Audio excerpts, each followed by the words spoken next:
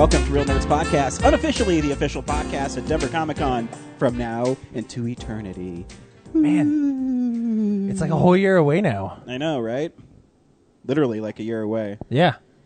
If you're listening to us, you're like, oh my gosh, why does these guys not sound as good as they possibly could? Well, we could sound better.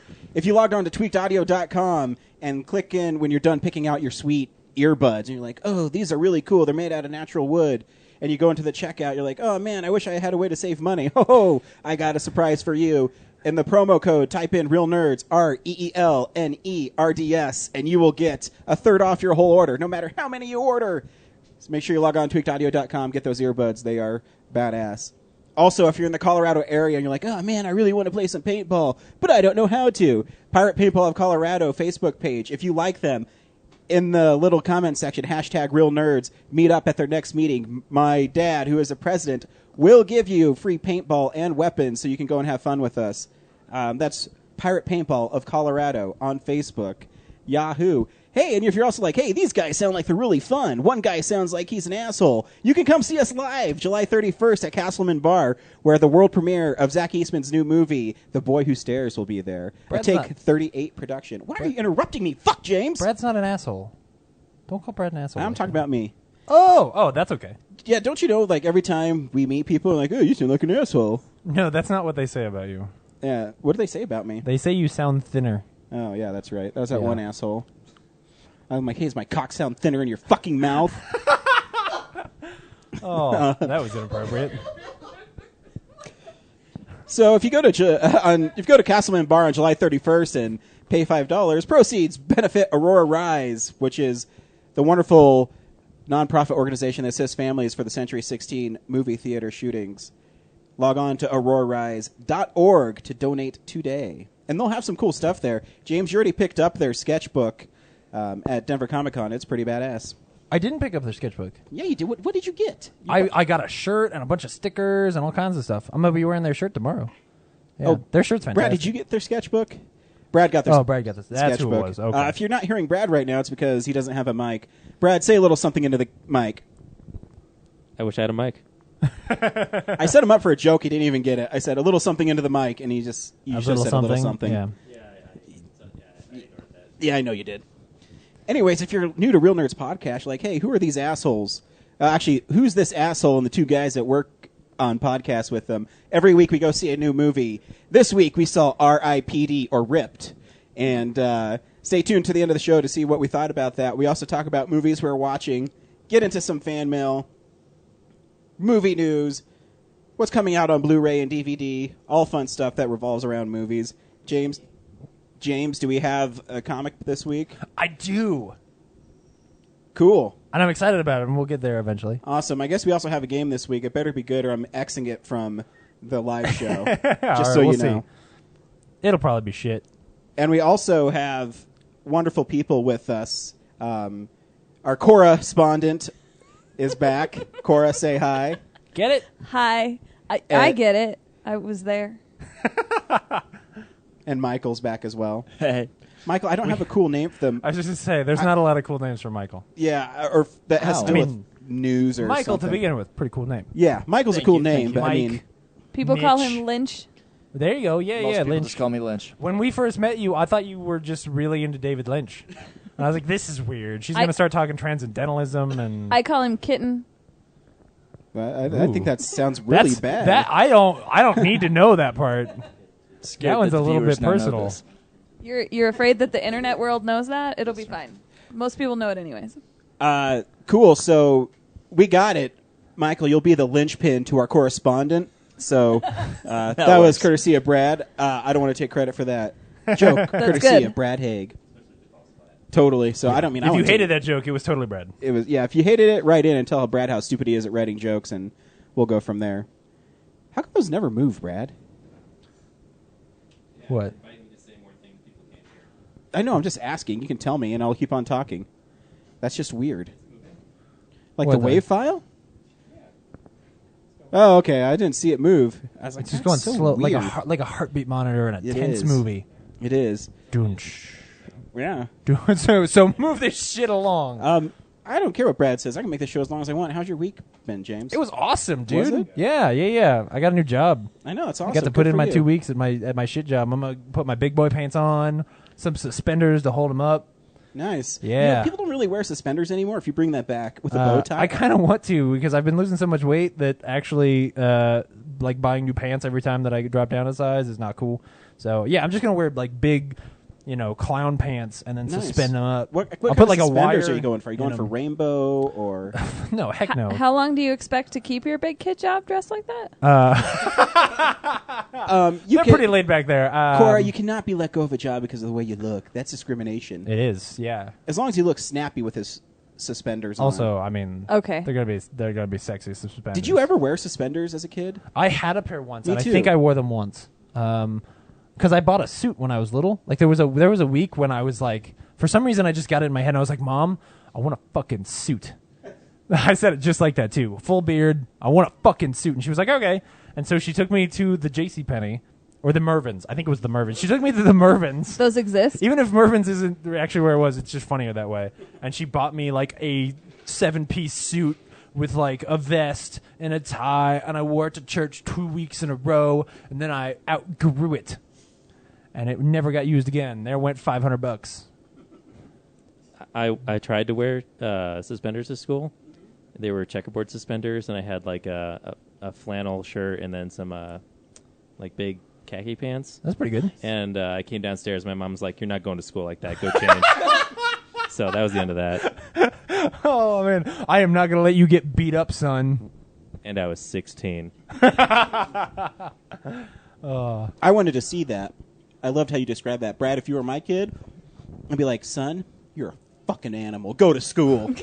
Corey, you're a girl. Can dudes pull off like suspenders again? Is that going to come back? If Yeah, you saw Cora, a can guy in dudes rock suspenders? Could you imagine anybody in suspenders where you'd be like, that's pretty hot? I'm the one who bought you suspenders, Cora and bought me you've worn checkerboard them suspenders. once. Oh. She did. Mostly because She- I want to snap them. She keeps snapping me Oh. every time I wear them. I can't I wear understand not wearing them now. So, Suddenly I'm just going to go But- buy tight pants again. but could men bring them back? Yes, Yeah. if we're allowed to snap them. Didn't you see that new video with Justin Timberlake, My Suit and Tie? He's rocking suspenders in it. That's He can rock Justin anything, Timberlake. And if He's- JT does it, then anybody can do it. No? Yeah. Have you seen the other members of NSYNC? And how popular they are now? I don't even know what NSYNC is. Yeah, also all of Backstreet Boys did that too. Aren't they gay? No, just Les Fans. no, Fans. Yeah, just Just one Les out of Fans. each group. Yeah, which is why if you were gonna, if you didn't want to be So gay, if they you went on didn't- tour together, they'd always have somebody to fuck? right? Yeah, but if you didn't want to be gay, you would want to pick a band like an NSYNC and not a 98 Degrees because there are more guys. So the chances you're going to be the gay one are So lessened. like 20%, basically, because if Well, there's no, it five depends on the members- band. No, there always has to be one. It's like Survivor. There always Like has there to has be to be one like the gay one guy. black guy. Yeah. So if the band is larger, so like how many dudes were in the kids in the hall, kids on the block, the block kids? What was that thing? The 80s thing. New Kids on the Block? I don't Yeah, know. there were like 16 guys in I that show. don't know. So that's the one you wanted I to don't be in. know. And it was the 80s, so they were much more intolerant. The right stuff. So they didn't even have to reveal that they were the gay one. This is a really bad conversation. No, it's awesome. That's pretty good. All right. It was really good. Did we tell people what we saw this week? I did. R.I.P.D.O.A, I told, like, and then I told like 20 minutes ago. Yeah, I thought so. That's why Brad is just sitting over there glaring at us like, yeah, No. fucking 21 minutes ago. I've got a great new nerd podcast. I can't wait to listen to hear what they talk about. Oh, they're just now getting to the nerd stuff? No, I don't went back know. and I was listening to all our old episodes, and when we just talk about stupid shit, we're pretty funny. So Yeah. Accurate. Like my theories on gayness in boy bands. yeah. And you Which know, I think mine's actually pretty conservative because most people would just be like, no, everybody in a boy band is gay. I think, Yeah. some the intolerant people, that's what they say. I met the most racist guy today.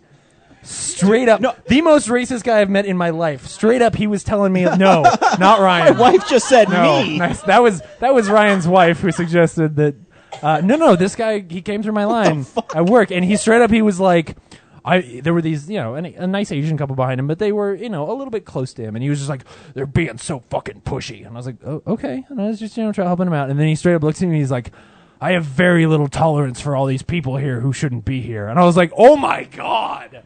I just I was like, I don't know how to deal with you. Like, because I did put up my 2 weeks, so I should have just punched him and be like, fuck it. Yes. But no, I just like shut down and was like, you can go now. Man. I've never had anybody actually talk to me. No, that dude, way. I got that topped this Yeah? week. I work at a restaurant, and it's a Mexican restaurant. For those who don't know, I'm white. 3 margaritas. Yeah, I'm white. And I was making a burrito for an older gentleman, and he said, hey, don't skip me on that chicken. I know how you Mexicans cheat us out on stuff. I'm like...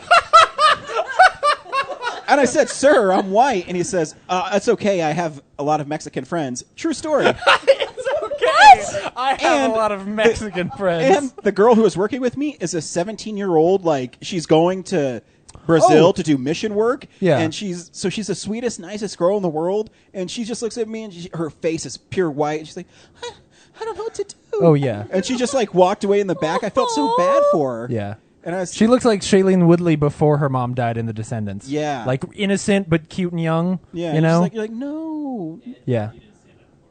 No, Yeah. but what do you say in that instance? You're just like, what did you just say to me? I know. It's weird. Especially in like normal, not backwoods America. You kind of just don't expect that. And then somebody says it to you and you go, the fuck did you just say? Totally. Is this a joke? When I was in Tennessee, I was going to rock a pink shirt. And my wife's aunt's husband said if I wore a pink shirt, I'd be a gay. So, Well, in Tennessee, that's true. yeah. Hey, I don't go to that state. guess what time it is for, guys? Real news. No, wait, we don't do that. We do fan mail first. Fan mail! I love how that just happened when Ryan's the one who gives you guys shit for things being out of control Yeah. when he's No, not here. That's what I do, guys. Doi. Hey, last week we had Bree on our show, better known as his Twitter handle, Mac Brebonics. And he said I had a great time on the show. I didn't sound like a kid, at least. No. I like thinking that at least he worried about it. That at least for a second he was like, ooh, man, I'm going to, Yeah, he was really worried about it. Yeah. We also He's a great guy. got from Lime Coconut. Here's her phone number, so you can call her. It's 970-555-0778. So go ahead and call her on that number. And you like how I did a movie thing there, 555? That was good. Yeah. Cool. Nobody understands that that's Cora. Yeah, that is Yeah. Cora. Cora's with us today. Right. She's part of our family. And that is my phone number. 555. It is. Whatever you just said. Absolutely.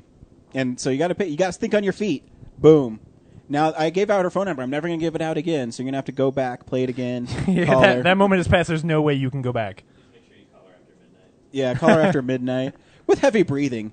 Just she'll answer the phone. Yeah, just hello? pull a Zodiac on her. That's creepy. Yeah. I'm creeped out. Also, Daniel _B_King said, I just went shopping in my @RealNerd shirt. A hot chick was following me around until I lost her in the bakery. Coincidence? I think not. And you know what? A Real Nerd shirt works because when we were walking into the movie today, some chick's like, I love your shirt. Really? Yeah. Did I was like, did "Thanks." you explain that you were on it? No, I didn't. Okay. I'm not one of those guys. Like, I'm like, oh, I'm going to Google me. I'm going to see what comes up. In case you're wondering, if you Google Best Nerd Podcast of 2013, Real Nerds Podcast comes up, in case you're wondering. We kind of cheated. I looked into it. It's really because... Why are you bursting the bubble, motherfucker? All right, never mind. Yeah, you're right. We're that awesome. I will, as far as the shirt is concerned, though, I'll bring this up. They you saw that video about the Sullivans that was on Fox News?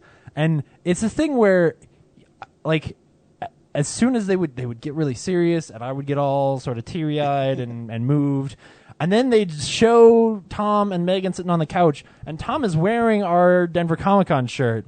And so suddenly I'm staring at my dumb face on his chest, and I couldn't help but laugh every time. On the news. He's so awesome. Yeah. Well, yeah. As awesome. Your face is man. on the news. I know, and he wanted to be in the center of the fucking shirt. I'm like, dude, I'm the host of the show, and you're putting yourself in the center? That's bullshit. No, that's not. I That's not worked what so happened. hard to get out of the center. I really did. And the whole time I was like, oh, whatever, I don't give a shit. Yeah. I was the only one that cared. See, How would have the... I'm looking at the shirt. Yeah. how would the design have worked if you had been not? I don't in know. the Brad center? would use some Photoshop magic and just Brad like, did. I just liked the top of it more because it said Real Nerds Podcast. Yeah. So I had him do it that way. Yeah. There was a lot of thought that went into the design Oh, okay. on Brad's part. But anyway, he's not on the show this week. Yeah, he's on the show. Who gives a shit? We get any other mail? No, we didn't. Yeah. But hey, thanks for everybody who tweeted and every time I look, are you raising your hand or are you just sitting there? Okay. He's picking at his nail in impatience. Brad's hand was up, so I thought he was going to say he's going to chime in. We're also going to work on, hey, buddy. Next week we're going to, you know what I did forget, though? I totally forgot something. Yeah. Narrate Comics, if you download their app on iTunes or the Android market for your tablet, and you like them on Facebook and hashtag Real Nerds in it, you'll get 100 free coins to purchase more stories from their motion comics. Bree was on last week. He Bree's said on- he's used it, and it's really cool. No, it's pretty awesome. Yeah, oh, yeah. Narrate is didn't I say it? Did I not say it? You sort of said what you get for free. Okay, Narrate is what's the best way to describe it? It's like a user-based motion comic book app. Yeah. Where they put up new stories every week. It's really cool. To download the app, it's NARR and the number 8. So Narrate. It's really creative. Yeah. Just a neat thing. Just Go a neat check it thing. out. It's a motion comic. Yeah. It's Good a really for, popular one. I was reading. They sent me an email. They have over 800,000 downloads now Very cool. for that app, and Very it's free. cool. Good for them. Oh yeah. Download it. You can't And be use free. the coins that you get from us. You earn coins by reading more, and the more stories you read, the more coins you accumulate. If you like them and hashtag Real Nerds, you get the 100 coins for free. Yeah. So that's it's like a tons of jumpstart. adventure. Because Yeah. then you go spend that on books. You read all those books, and then you get like 10 times as many coins back, or some kind of math. Yeah, whatever the math is. Yeah. But it's awesome. Yeah, for sure. Check them out. We met them at Denver Comic Con. They're nice ladies. They were, They're based out of Moscow. which is awesome. I know the Rebecca there. She sent me an email saying, "Oh, I'm sorry about the delay. I'm in Moscow." I'm like, I want to go to Moscow. Do you think the Kremlin still has KGB members in there? Oh, yeah, And if yeah, they no. did, would Ethan Hunt have to stop him? Yes. Don't you just mean blow the place up? Oh well, maybe Yeah, and then run away, and then run away and then get smashed against a Yeah. car. Oh man, that was cool. Dude, that's awesome. Hey, this is what we've been watching this week. So, this is the stuff we've been watching. Dude, speaking of Tom Cruise, I totally watched Jack Reacher again this week. Did you? Yeah, I saw it a couple weeks ago. Yeah. I got really lucky. We went to Best Buy because Brad forgot a card for his camera when we were shooting a trailer for our upcoming feature film, and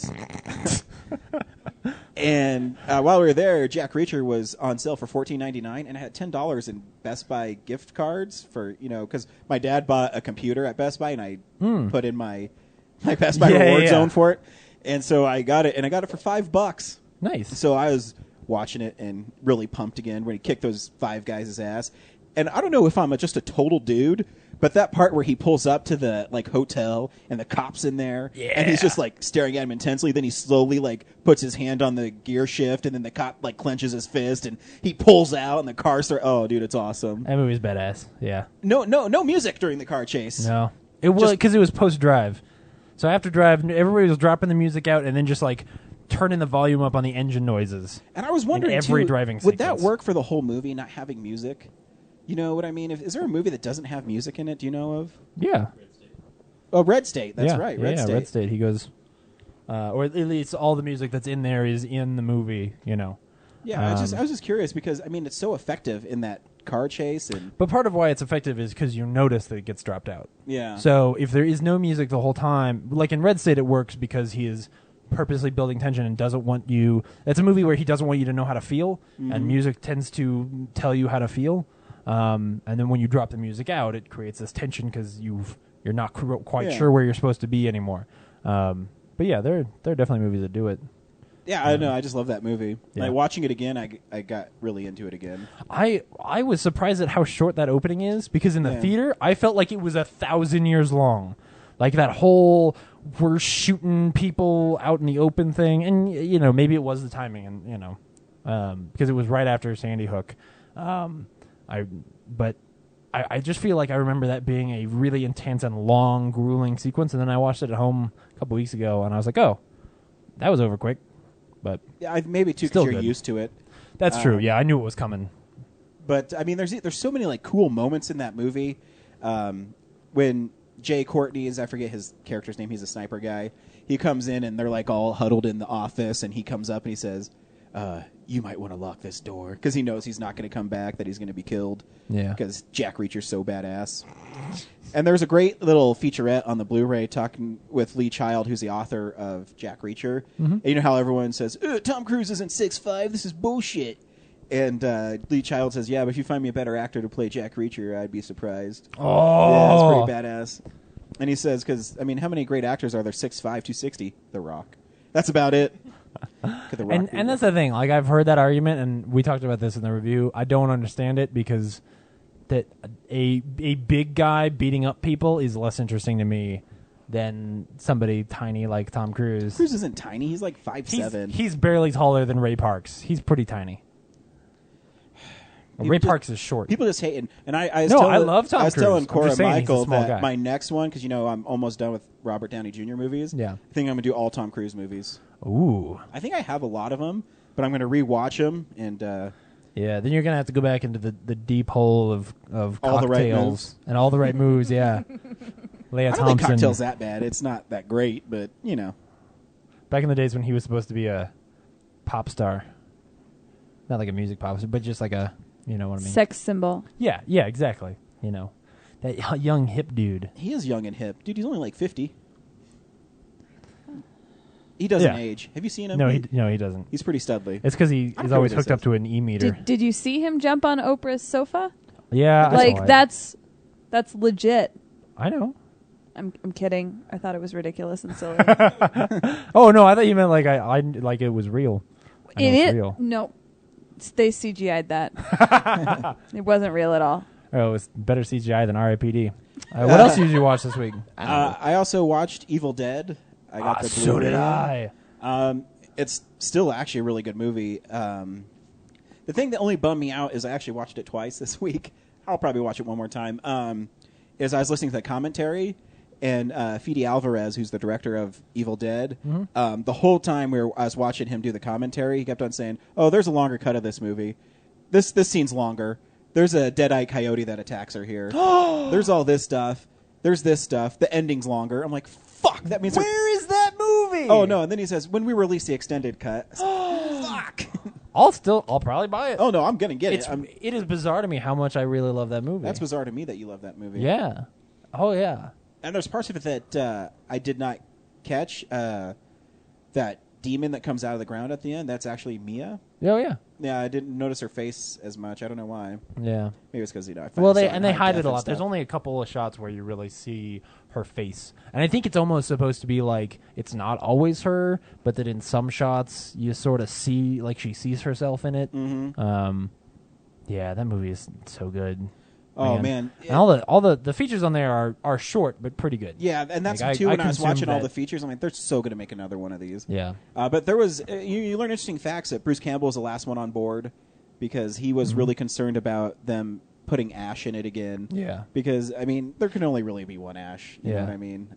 Well, and I think his argument there was pretty good. Not because Yeah. he didn't want to play it, but because he didn't want to see somebody Try to like be him. hamming it up, Yeah. trying to be him, and he was like, "That's not going to be entertaining." And that's always my biggest issue. If I don't know if you've ever read any of the Army of Darkness, Evil Dead comics. Yeah. Is the writers in that try to make him too funny and too silly, where he's not really that. I don't think they understand the character very well. Yeah.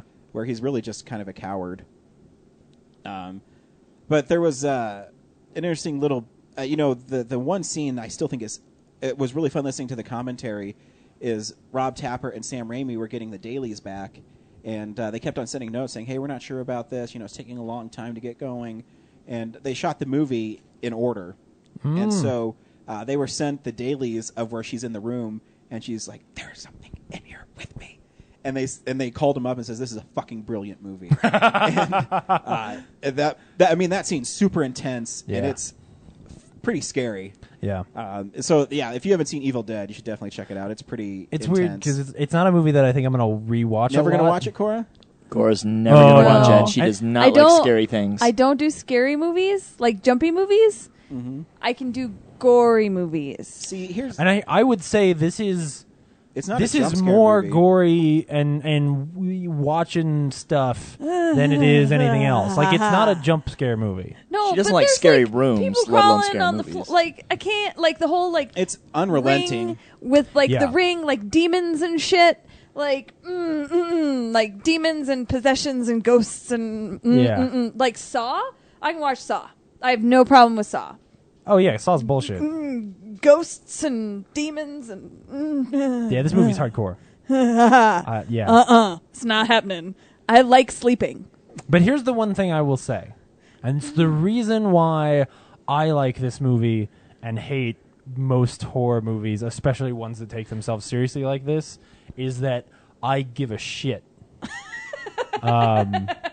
They do a really good job at even in some things that are kind of cliche. I actually give a shit about those people, and I think that Mia is. You will see Mia on the top of some of my lists at the end of this year. Okay. The top, and you can imagine if it were me, what list those would be. Sure. But she is fucking badass. See, I liked Cabin in the Woods because Yes. it's not That was scary just amazing. and it's smart. Yeah. Well, this and is. I like Tucker and Dale versus Evil, like movies like that. I Compare can do. that to That horror is not the movies. point. But that. That is not Ooh, my shut point. You made me forget what I was gonna say. You like Tucker and Dale? I like Tucker and Dale. Oh, and I can do zombie movies now. Yeah. Like, I'm getting better at watching zombie movies because I'm obsessed with The Walking Dead. Right. But, ghosts? Like, did you see the Doctor Who episode with ghosts? Where there Yeah. was the ghost, but it wasn't actually a ghost? Yeah. No. I didn't like it. I had a really mean hard time watching. I was watching it The at girl night. who was like stuck in a different dimension and she was Right. moving really I slow. was watching it at Yeah. night in my apartment by myself. Dude, I watched The was Evil not Dead. cool. I watched The Evil Dead as I was going to sleep. No. Yeah. No, and then I had dreams about like messed up stuff. Right. It was weird. God. No, I Yeah. had a whole Okay. Yeah, we'll And then talk I was, like, about dreaming that at the movie when I tell you what and- I've been watching. We'll And- talk about that because I was more. trying to solve the whole count to 5 problem at the end of that movie of who are the 5, you know? Yeah. And I was trying to solve that in my dream. So I had this dream where like the demon like rose up and ripped Mia's heart out. No. And then he was like, "Now I got your soul too." And then I was like, "Oh, okay, cool." So that's how it makes sense. Yeah, you should really listen to the I had commentary. weird dreams. Because, two, they have only one CGI shot in the whole movie. Really? And that's- It's the hand? No. It's not when she cuts the hand off? It's when she turns to the camera and her arm falls off. Oh, yeah. Oh, no, I'm sorry. It's when they're shooting the gun at her and the hand gets blown off by the shotgun and she turns and the blood's falling out of her arm. That's the only CGI shot in the movie. What? How is that possible? Because in the scene when she's got the hand and it's going bad, it looks like CG. Like it has to be CG because her hand is deteriorating. They had her against the wall and they had another hand coming through the wall. Yeah. And the hand would just disintegrate. It's all makeup by this lady. What the fuck? And that last shot of Mia walking away and that camera pulls up and it comes back down and the book's flapping, they did that all practically. I know, and they waited. It's crazy. He was saying they waited till the river flooded and then went down and shot the river actually flooded. Right? The river too? Oh my god, I am in awe. Listen to the commentary. It's brilliant. Oh my gosh. It's really See, it's good. shit like that. I can't not love that movie. Wow, man. And so that makes hate you the both. sequel that they're doing even way cooler. I Because they're doing Army of Darkness 2 with Bruce Campbell, Evil Dead 2 with Mia, and then a meetup of Evil Ash and Mia is what they want to do. that would be so cool. That'd be badass. And then Ash can, spoilers. Then Ash can be like, "Hey, I made this little girl machine chain saw for you," and like hers will be pink, Oh, that'd be sweet. but with like flames on the side, you know. And on the other hand, yeah. So also today I went and I was supposed to do a delivery for my work and ended up I didn't need to. So I stopped at the movies and I watched The Conjuring. With, Oh, yeah. I knew you were going to see that. I knew it. And it's actually really good. Huh? It's a true story about paranormal investigators. Bullshit. Ed Warren and when I say bullshit, That's a real story, I said it's based on a true story. right? You son of a bitch. Can you have true story and paranormal investigators in the same sentence? Yeah. No, these people are the actual paranormal investigators that did the Amityville horror. They're real people. There's a whole article in one of my Entertainment Weeklies with a lady, and they have in her house this museum of cursed artifacts and that's stuff what like that article's about. Yeah. I didn't read it. It's a really interesting article, and in that article they talk about a Raggedy Ann doll named Annabelle who is possessed by a demon. Nope. And James is like over there like, oh, this is so skeptical, but I go to church. You dick. Anyways, so, that was mean. Sorry, James. That's all right. It's true. Anyways, it's one of their stories.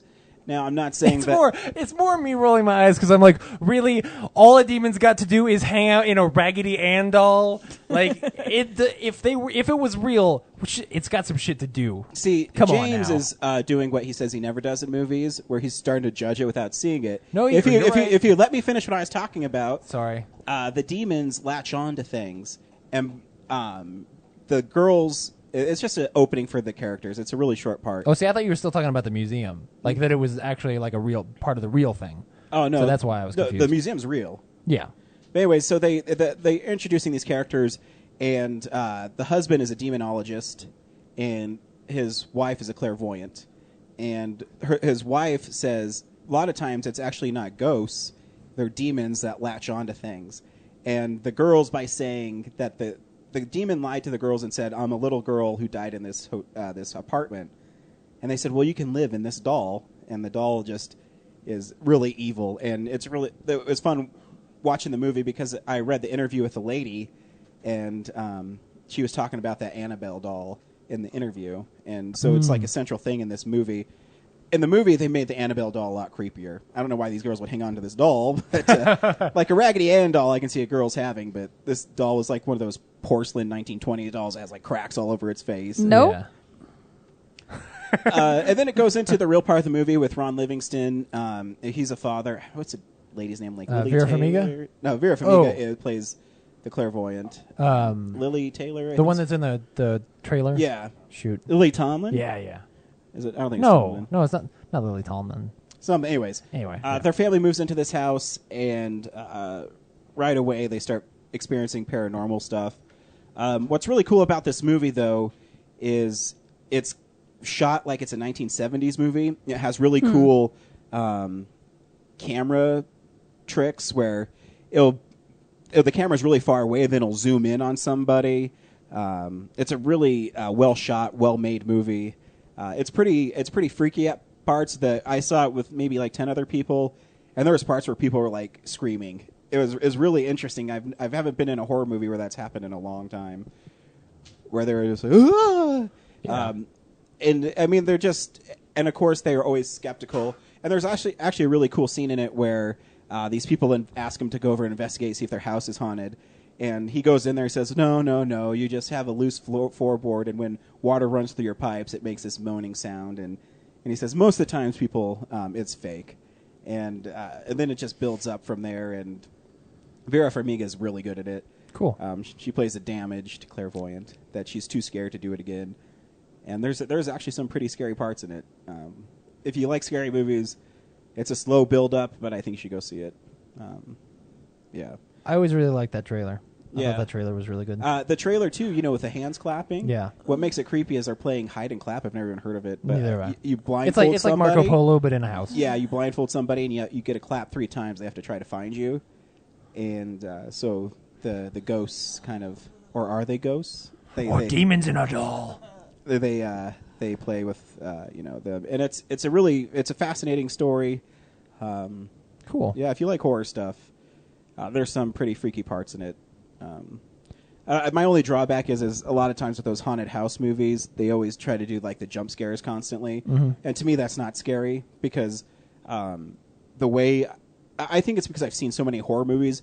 I know how when cameras move a certain way that I'm used to it. Yeah. But what James Wan, who directed this, he is actually pretty smart with it, is he would move the camera like you'd expect it, and then he'd move it back and nothing would still be there, and then he'd move it again and nothing would be there, and the scene would end.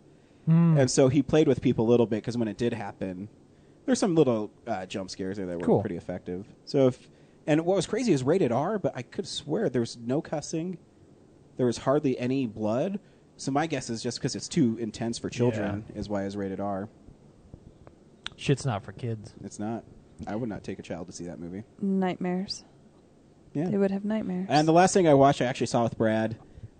We saw VHS 2 this week, and it was a continuation. We saw VHS 1 last year. Yeah. That turned around fast, huh? Has anybody seen VHS here? No, Afraid but not. I've seen that it's on Netflix. Yeah, it's a horror anthology. Yeah, it's a horror anthology, and they always do it from a point of view of somebody filming. Yeah. And the setup is there's some sort of haunted house, and they go in there, and there's a bunch of VHS tapes, and people put them in and watch them. Why would you do that? Yeah, right. That's one of our biggest issues with the movie. Yeah. And in this one, it's why are these people breaking into this house? They're looking for a missing kid. Yeah, the one guy's a private investigator, and the missing kid's mom hires him to go find That's right. the kid. And so first he goes to where the last place the kid was supposed to be was his apartment, I guess. Yeah, that's right. You're right. And as soon as they walk in, there's just like a big stack of TV monitors and then some tapes lying around. And the one girl happens to know that something about there's a sequence you have to play him in. Yeah. She knows some kind of backstory on the VHS thing. So each one is shot by a different horror director. It's an anthology. What was the first one? God, I can't even remember. The first No. one was Adam Wingard, and it was the eye thing. Oh yeah, that one eye was kind of implant. lame. My wife saw this. This guy gets an eye implant, and he can see ghosts with it. But the story didn't make very much sense because they also they said that just because you can see them doesn't mean, or if you take out the eye doesn't mean they're going to go away. But why was he seeing them in the first place? I don't And why understand that. if they're all the time, why are they only now Yeah. attacking him? Apparently, they always attack because the one girl who shows up, has been dealing with him too. Because he meets a girl who had an ear implant so she can hear, and then she says, "There's only one way you can take your mind off this: is focus on me." And she starts fucking him. Yeah. You're like, wait, what? So my thought when you said that there was a room full of like video monitors is either the VHSs are horror scary shit or it's porn. Yeah. So in this first one, it's both. Yeah. Yeah, I guess. Yeah, I guess so. Yeah. An excuse to pull some tits out. Yeah, and then and then the overarching story is, they do the cliche thing of someone leans forward in frame and then they back up and there's something creepy behind them, like stalking them. The second one I actually thought was I actually did kind of like the second one, despite the not quite average effects of it. It was a zombie one where this guy is riding his bike and he gets attacked by a zombie and he has a camera on his head. So he becomes a zombie, so you're seeing him attack people through his camera. That's neat. Yeah, so it's pretty interesting in that one. I don't like how it ended, though. The zombie one? Yeah, because he realized he was a zombie and he didn't like it or something. He's basically a mindless zombie, and then all of a sudden, like, him remembering his girlfriend snaps him back into, like, having a conscience. Yeah. And so he takes his own life. Spoiler alert. Yeah, spoilers. But you notice there's a lot of gunshots to the head in this movie? In just that one, or the whole like, thing? In VHS, yeah, the whole thing. Well, yeah, like the fourth one is. Yeah. The suicide pact. Was that the fourth one? What was the third one then? Was Was the zombie one the third one? Am I missing one? I think you're missing the second one. I think the zombie one was the third one. What was the second one? Can't remember. Forgettable, apparently. Yeah, totally forgettable. Laura? Completely forgettable. Yeah. The cult one? The cult one was No, the fourth one, that was right? the fourth and one, then the fifth one was Alien Slumber Party. Yeah, Alien Slumber Party. Yeah, the second one.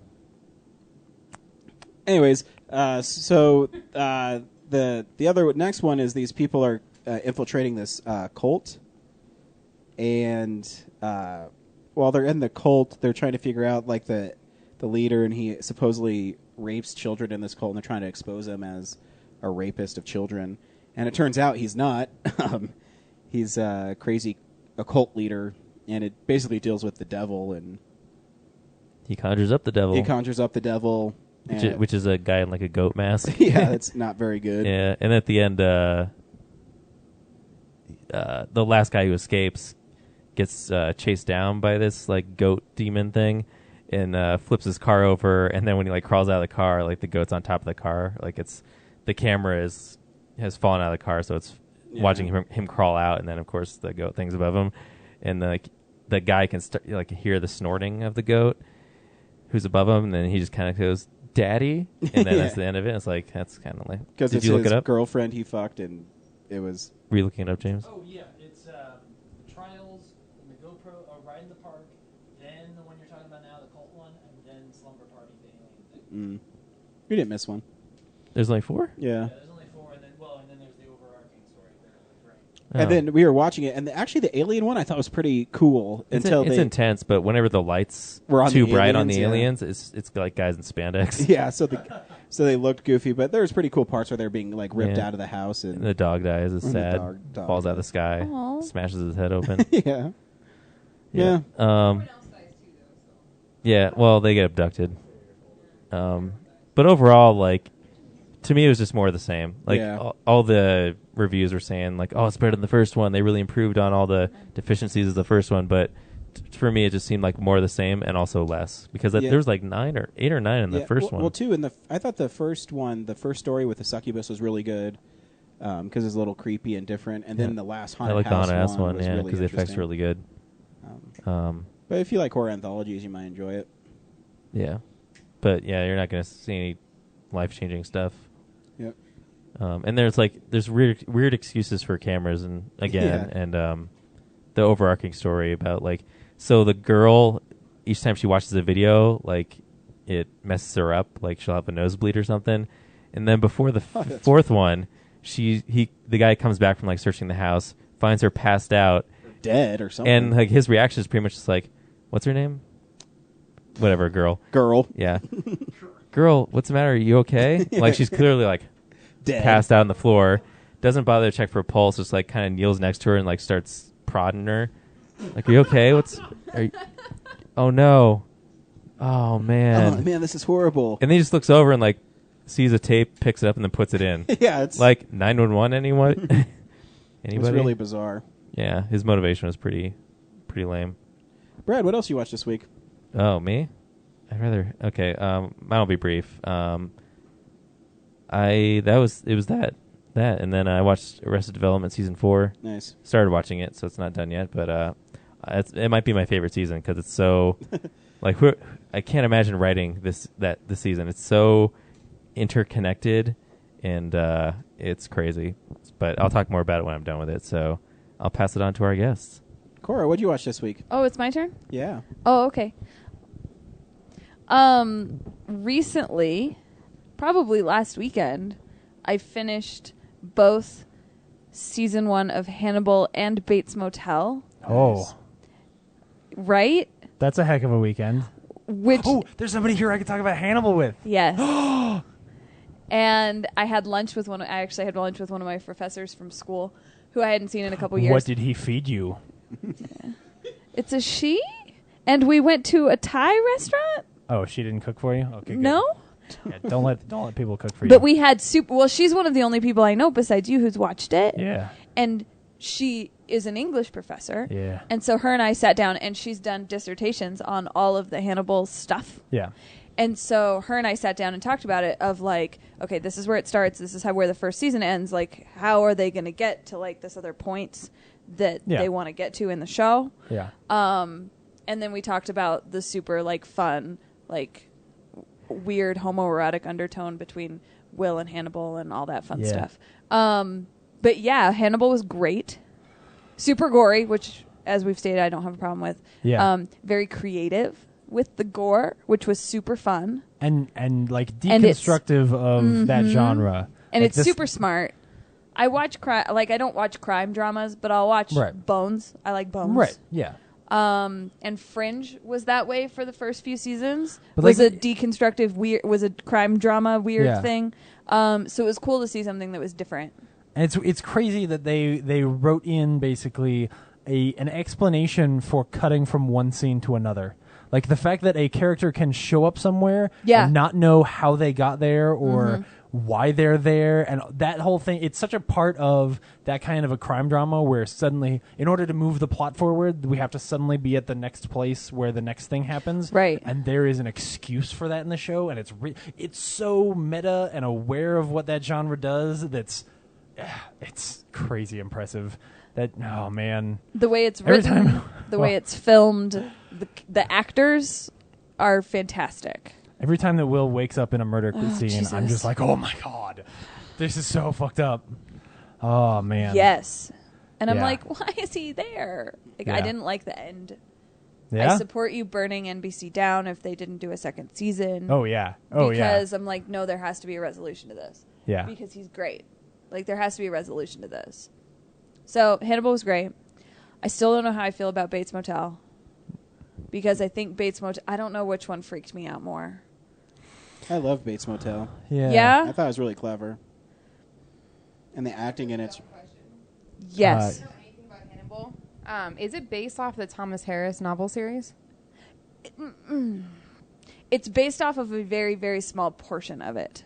Okay, because I love those, but I haven't watched it. No, you should watch the show.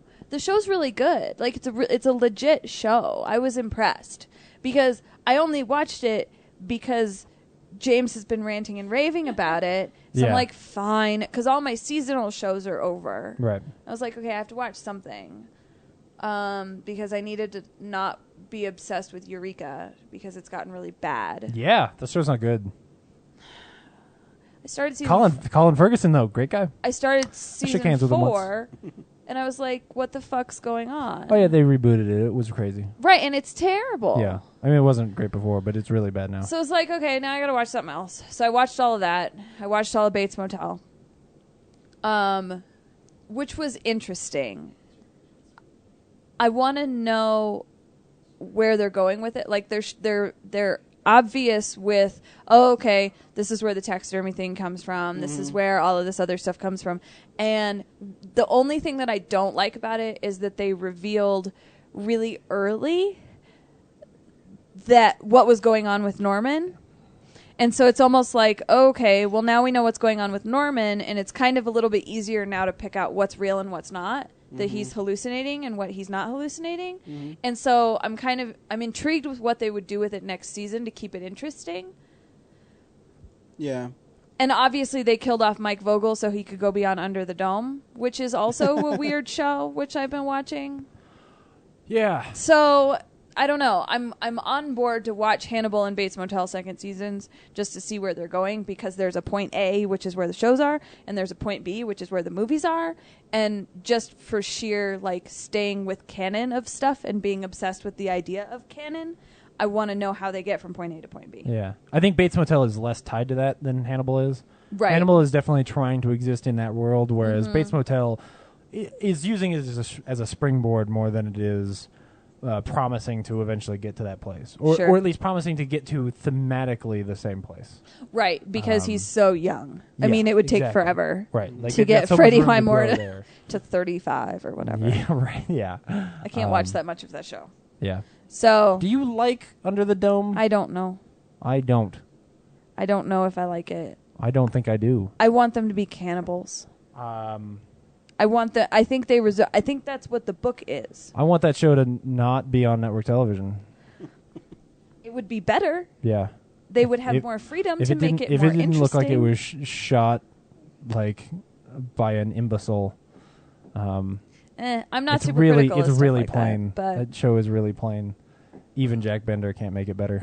but yeah, Straight up, it's boring. I want them to do something. Yeah, Like there's this underlying mystery of what's going on with the oil, blah blah blah blah blah. but I don't care. And it's like, well, there's nothing else interesting going on except Yep. there's a dome.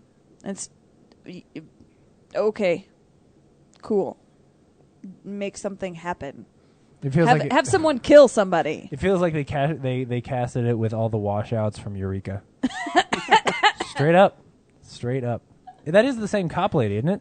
No, Well, she looks like she could have been. she on looks Eureka. like the same cop lady. Yeah. So I don't know. Under the Dome is fine. I'll watch it because I'm bored because nothing else is on TV. But I don't know. I've been watching Eureka. You also watched what for the first time? Hot Fuzz. Oh yeah, we watched Hot Fuzz Oh, for the dude. first time the other day, Man. and I Good. really liked it. It was good. I want to watch Shaun of the Dead, which I've never seen. Whoa! I know. Oh, snap. How did you start with Hot Fuzz? Because What we had at the yeah, house. we don't have Shaun of the Dead, shockingly, and it's not on Netflix. Oh, wow, yeah. So we watched So we Hot need to Fuzz. buy that. But yeah, you got to get all ready before the Right. Cornetto's trilogy ends. Yep. Yeah. No, that's exactly the motivation behind it. Is because that last The World's End. The World's End looks really good, Mhm.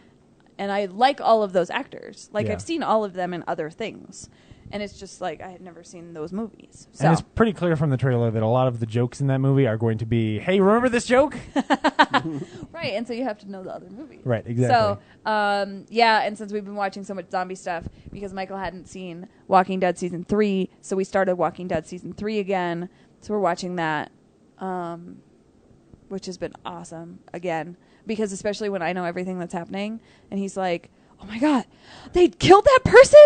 I'm like, "Yeah, just wait, just wait, She see wants what to happens give spoilers next." so bad. And he's everything the that like happens. number one person who's like, "Don't spoil it for me," and Yeah. I'm like, "Damn it!" So the whole Even time though- you sit there, and when you know it's coming, you just like squeeze together and stare at him. Right. wanna- And then he I wanna knows watch something. it. It drives me nuts. Yeah. It drives him crazy. And the other thing is he's seen the end of Game of Thrones season 3, Yeah, it's a piece of shit. but he hasn't seen like the whole season of Game of Thrones season 3. I like But Game of we Thrones. Like watching Game of Thrones. We like Game of I Thrones. was in the first so season. Shut I the thought fuck up. it was pretty good. James is, you know, Oh my we know how James feels about it.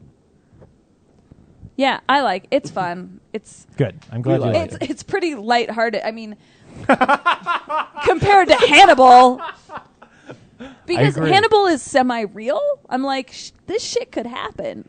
Where Game of Thrones, I'm like, this isn't real. It's scary. No, the conversation I was having with my professor was the light fare right now, because everything else is so intense, is watching True Blood. Like, that's the lighter fare. And Yeah. I spent probably 20 minutes. I was watching an episode of True Blood. I was halfway through it. We had to go do something, and I wanted to come back and finish the episode. We had to go meet up with friends or something. And I came back. I was like, no, I have to finish my episode of True Blood.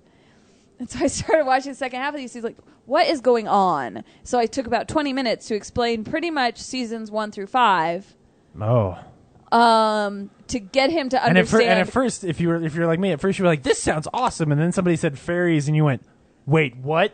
Yes, I had that exact reaction. Yeah, that was going to be my next question: is has that show gotten better since? Because I fell off in season like 4 or something. There's I a watched half the Witches fairy season, and then I was done. There's a half fairy, half vampire. Oh, That's where you lost me. Who is the vampire who killed Sookie and Jason's parents? Oh my god, this is like They introduce their great grandfather, Hospital. the king of the fairies, who the vampire fairy then kills. Did you say King of the Fairies? and then the half vampire, half fairy gives Jason some of his blood because Jason dies. All right, now I And gotta then start he wondering. has this, and then Jason starts having sexy dreams about this dude, half vampire, half fairy.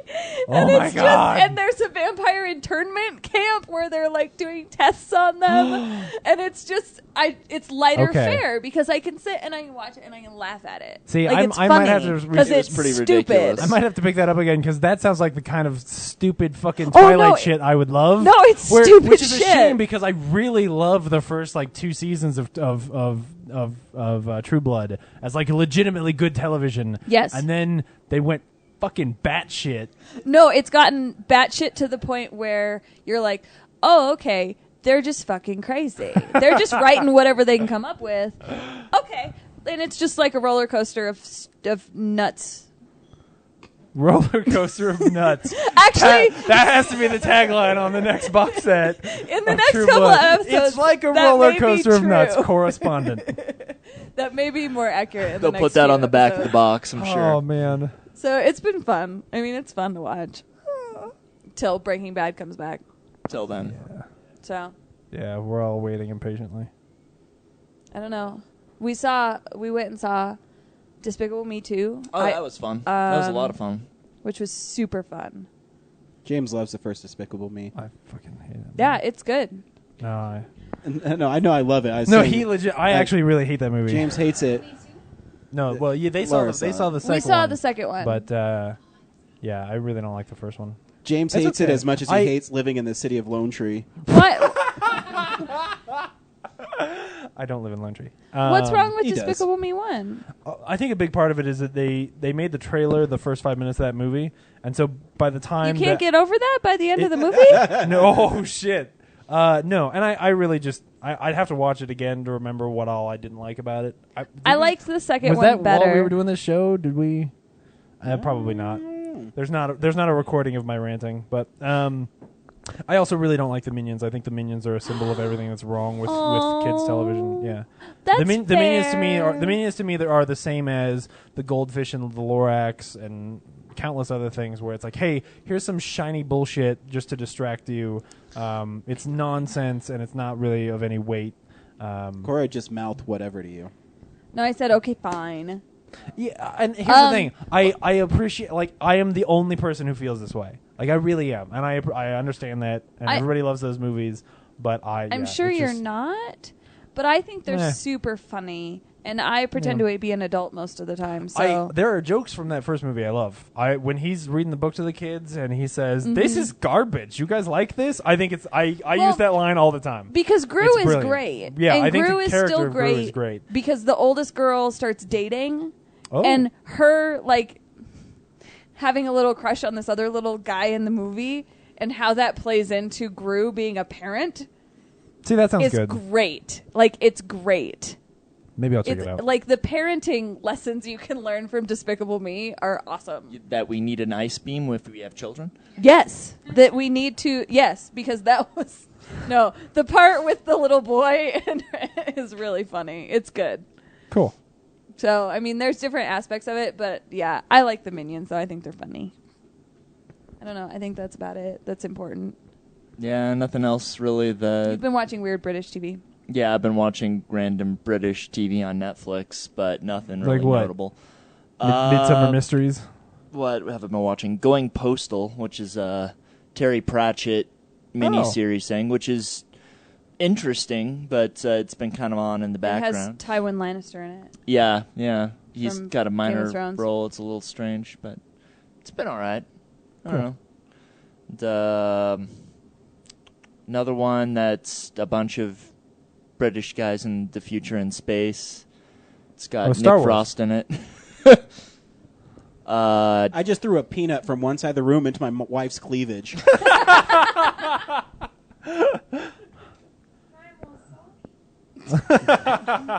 Yeah. That's what she... Yeah, exactly. That's what she said. That was a great shot. 10 points. So, yeah, we work a lot, Yeah. so we don't have time to watch a whole lot of stuff. I don't know. I think that was pretty good. Tomorrow, we're going to go see Pacific Rim at Alamo Drafthouse. Super Sweet. excited. I And- love giant robots. And Yeah, then... you'll love it then. Then you will love Pacific Rim. And then on Sunday, I think before we leave town, because we can't see it in Durango, we're going to go see Much Ado About Nothing Oh, jealous. before we head back to Durango. So I saw it. It's great. we're going to have a big movie weekend this weekend, which is fun. Cool. Yeah. You also write in and tell us what you thought of it. Yes. Will do. No, we will. Just like anyone at home can write in and tell us what they thought of something. Especially when Elections. people disagree with them. Their mail. It's really funny because then they start yelling at your email. And it's amusing. That's why Dan doesn't write in anymore. BTW. Caligula? Like, for reals? You thought her name was Caligula? Isn't it? No! Which one is it? It's Calypso. Calypso, that's right. No, we were Yeah, yeah, listening yeah. to the episode where you're talking about Pirates of the Caribbean 3, which Yeah, I yeah, just yeah. watched last like, weekend. Like the John Denver song. Which I saw Pirates of the Caribbean 9 times in the theater. The third one. Really? 9 times. I paid to see that movie 9 Not times in the surprised. theater. I'm obsessed with Pirates of the Caribbean 3. I don't know why. Really? I can't explain it. Part of it is the Really? beginning of that movie. Like, I saw It's like great. with the opening of the movie, Yeah. I was like, oh my God, this is the best fucking movie I've ever seen. And I love hanging kids. because it's Don't we all? it's so intense. Yeah. It's so like they start that movie and you're like, okay, I'm in it. Like I'm good. I got this. And then the whole movie, like I don't care that they spend 15 minutes with Johnny Depp being crazy because I love Johnny Depp being crazy. Yep. I loved Lone Ranger, by the way. Loved Lone Ranger. I have a hard time with some of the really heavy-handedness of it because they're handling a lot of serious shit. And if you take kids to see that movie, you have to explain some of the shit to them. Yeah. Like, you have to explain how Native Americans were treated to them. Because that movie was bananas. But the action was fun, and the characters are fun. I love Armie Hammer. So, I'm good with that in Pirates 3. But no, her name is Calypso. Right. And I wrote Caligula on my hand when we were listening to it in the car. So I could remember to yell at you for calling her Caligula. Because what the fuck? They're the same name. They're weird names start with a C. Whatever. So anyways. But you're right. I should have like hummed that John Denver song on my head and been like, oh, that was the name. There was something else that I had an issue with in that episode, but I don't remember what it is now. Because we just listened to it on the way here. Nah, I don't remember. Or we listened to it again. I had already listened to it. You pissed her off so much, James. She listened to you twice. Well, I hadn't heard that episode yet because that was last week's episode. So I hadn't heard that one yet. But there was something else when we were going through Del Norte that I got all ranty and ravey about. There's always something. I don't know. Accurate. He was tuning you out. Or you were asleep. Well, both of those things happened. It was more, I made a comment when we were going through South Fork that at some point in time, I want to find an episode where I want to yell at you guys because of what you're saying and like commentary the episode on the voicemail. Oh, that would be awesome. Real Nerds episodes with core commentary. Quarantary. Stuart, get away from there. Quarantary? Yeah. I'm pretty sure that's what somebody dies of every now and then. Yeah. I had a massive quarantary. So that's what we've been watching. That's cool. Yeah. Yep, it's everything we've been watching. James? Not a lot. Newsroom came back this week. And I... Did they walk down halls and talk? Yeah, they did. But the difference is they're clearly setting something up, and I just didn't... This episode did not get me back where I was at the end of last season, where I was like, oh, man, the show is great. Instead, I'm more like, oh, okay, you're doing something weird, and like the one girl cut her hair. And so I'm just not...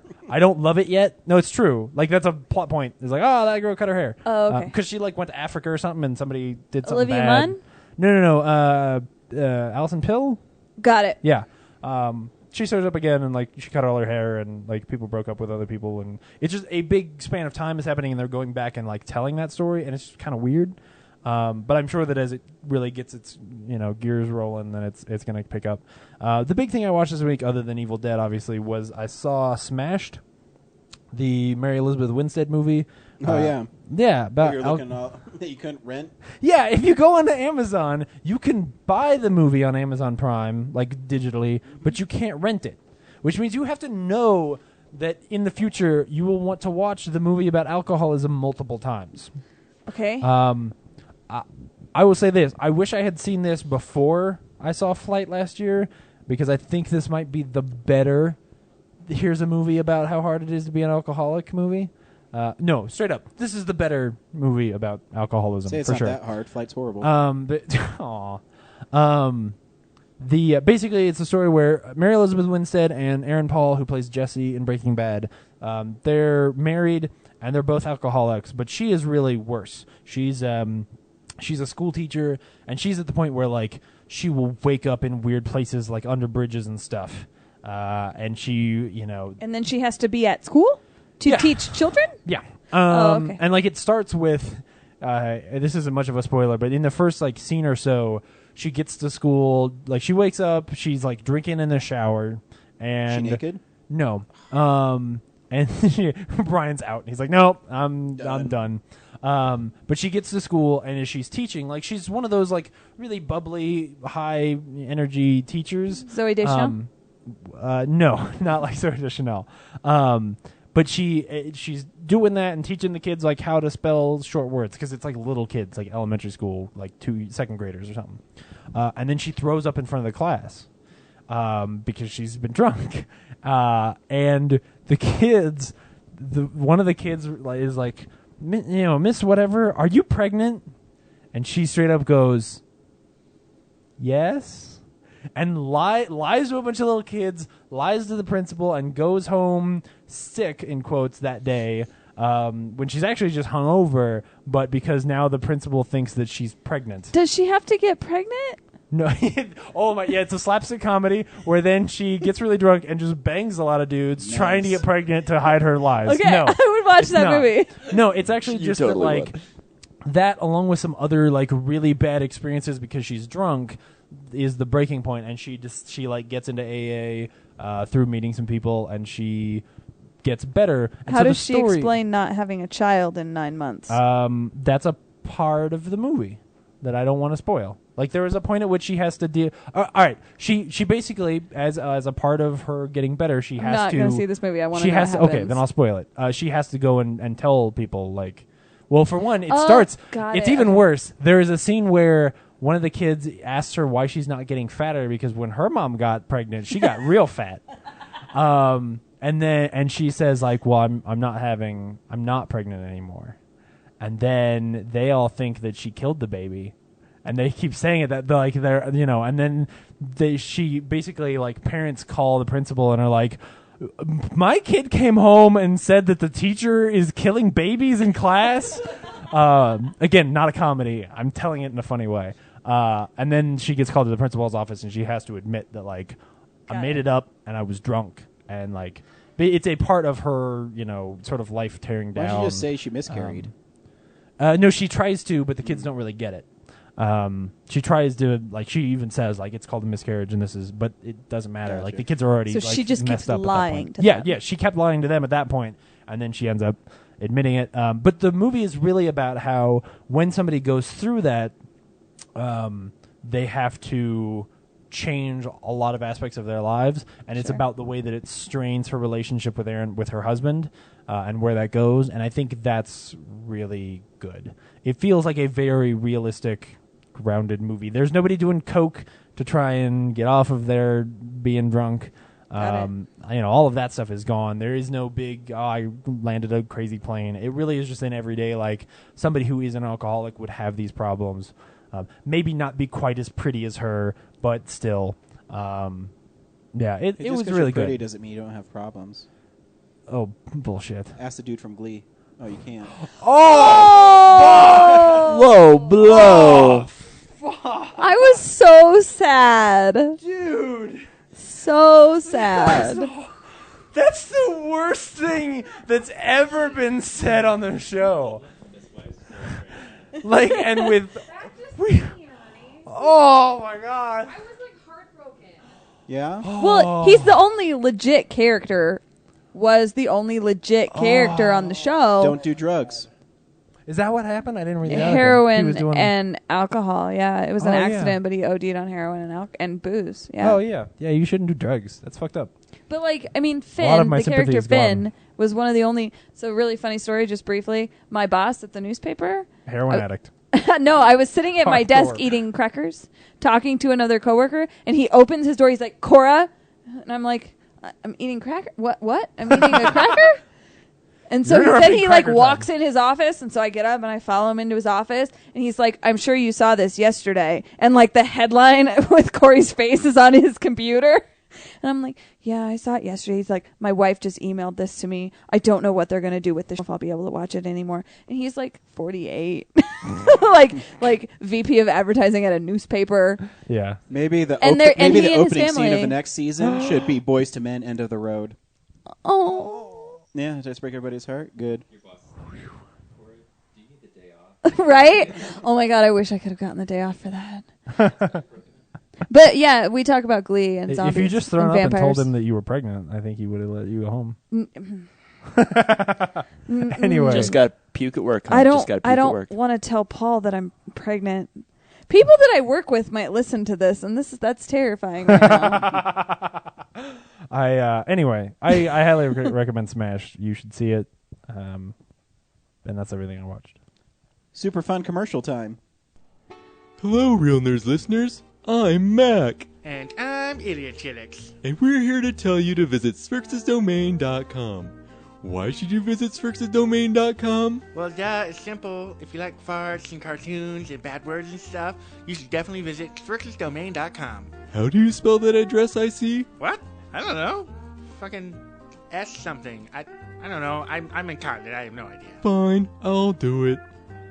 S P H E Sure. R Oh, God. Seriously, you gonna X spell the whole thing out? S Oh, D God. Just say the domain part. I don't want to be here all night. Jesus.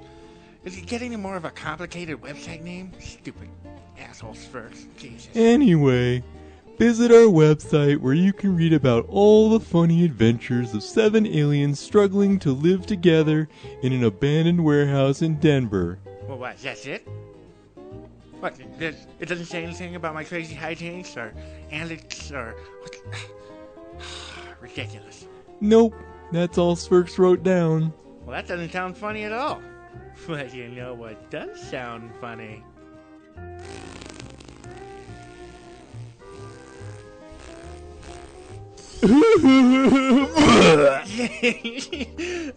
Gross. Oh man, I'm hungry God. again. Oh, it's so disgusting. Oh. Spurks is gonna be pissed when he sees what you did to his office. Hey, what are you guys doing in my office? It smells like puke and farts in here. Go to spurksdomain.com. Bye! Spurksdomain.com. For barbecue that can't be beat, try Birdman Barbecue Sauce. Available and original and spicy. These robust, full-flavor sauces have the awesome power to kick your taste buds in their face. And for that smoking taste on everything you eat, try new Birdman Smokin' Rub. Caution! Meat left unrubbed may suffer from flavor performance anxiety. You can pick up Birdman Barbecue at local area Ace Hardware stores, Ruff's Barbecue in Golden, and the Danny Cash Hot Shop off Broadway. You can also like us on Facebook at Birdman BBQ. My man spider sense is tingling. Hey, look, it's Man Spider. How's it going, true believers? When I'm swinging through Colorado and I need comic books, I head to Arvada, Colorado, to Colorado Coins, Cards, and Comics. Oh no, the teal troll is attacking me. My son's in danger. Will no one help him? Oh no, it's Man Spider. Colorado Coins, Cards, and Comics, the whips the competition with great deals on back issues, 50% off, hold slot, 20% off list price. You want sports memorabilia? They got that too. Where are you going, Man Spider? The teal troll still has my son. Here's web in your eye. Oh no, I'm bested by Man Spider again. So visit 6700 Wadsworth Boulevard in Arvada, Colorado, and tell them the Real Nerd sent you.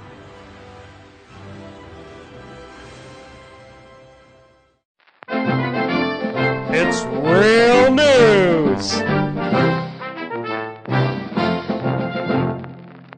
Hey, do we have any real news this week? Hardly. Fucking hardly. There's really, actually, straight up, other than the one thing that you just broke by your horrible joke, that's really it. Comic-Con is going on right now. So far, there's not a lot of news coming out. It probably won't break until the weekend, if there's anything. Sentinels and X-Men. That's cool. Yeah, Sentinels were in the last, or X-Men 3, too. I mean, No, they were in the Danger Room, so that really wasn't a Sentinel. Whatever. Yeah. Just saying. Oh, no, I understand what you're saying. But, again, that's not, like, it's not news. It's not the kind of news we would talk about. Well, maybe I want to talk about it. Oh, okay. Do you want to talk about it? No. Are we doing real news, or are we going to do box office numbers first? Yeah, we can do box office numbers, too. This is the box office stats. The movie we saw last week was not the number one movie. Oh, my God. I hate America. It was beaten by Grown Ups 2 and by Despicable Me 2. Which I can understand Despicable Me 2. It's a family movie, but it's in its second week. It's that fucking people went out to see the movie where Adam Sandler gets peed on by a horrible CG deer. And, like, that's how they're selling the movie. That's not, like, a funny thing that's thrown in that nobody was expecting. Like, it's in the trailer because they think that's going to draw you in. Why is this deer peeing on me? Obviously Oh it my God. worked. All right, I take it back. If that line of dialogue's in the movie, I'll see it. If he actually responds, "Why is this happening?" Oh, that would be great. Man. I love Adam Sandler. I don't care won't what see he that says. movie. I don't know how people went and saw that more than Pacific Rim. I don't Because get Pacific Rim's a hard sell. By the way, it did 41 million. Pacific Rim did 32.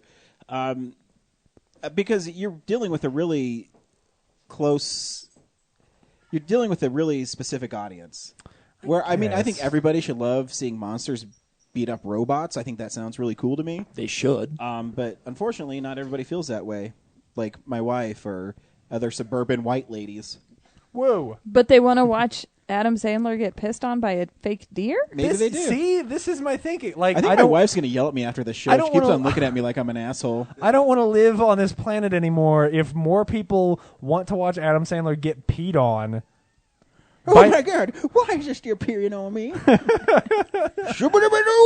Oh, Adam Sandler needs to call into the show. Yes, I just that needs to happen. James Hunt, I make $20 million a movie. Fuck you! he's living out the sad sack of a career that he has in Funny People. Funny Like- People is so great. Like he should make a fucking movie where his head is Whoa. plastered onto a baby. Not just a movie, a fucking movie. Yeah, no, he should. Like that's Why do how you hate bad Adam his career is Sandler? getting. Does he really offend you that No, much? I love Adam Sandler. I hate too. Adam Sandler movies. I like Adam Sandler movies. I like Spanglish and Funny People and Reign Over Me I thought That's My Boy is really funny. and 50 First Dates. oh, 50 The Wedding First Dates Singer. is great. Yeah. Like Billy they're Madison. Those are good He movies. has made good movies, and then All it's of his this movies fucking- recently, less Yeah, so. all of his movies now feel like the dumb posters in the background of Funny People, which I thought was a good sign of like, oh, okay, he understands that he's not going to do that, and he did it. And all he does is do this. Oh, my movies make millions and millions of dollars. I make $25 million movie. I don't care what James Hart in Denver, Colorado says about me.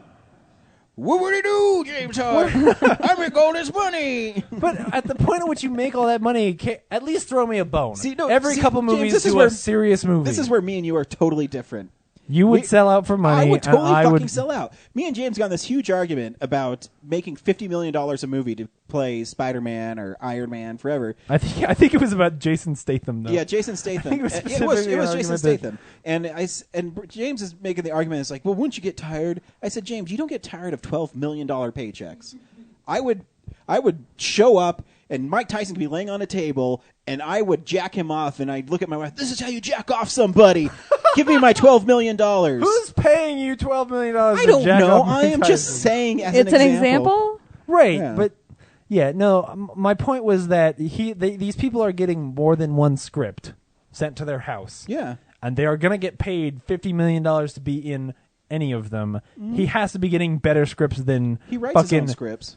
than fucking. Hey, what if a deer that's complete CG bullshit pees in my mouth? But then at the same time, Sony, who makes this movie, says, "Oh, you're going to make this movie? Is it going to guarantee me almost a $50 million opening? Okay, yeah, here's $70 million." Okay. I understand that financially it makes sense. It's frustrating. Okay, James, I want Do you to remember- understand I that, want like, you to remember I- this conversation when we're really big and we can still make pod shows, and someone's like, "Hey, we'll offer you $1 million to write a multi-camera sitcom, and it has to be totally cliched, or you can still make no money writing your pod show." What would you do? I think James would write a sitcom.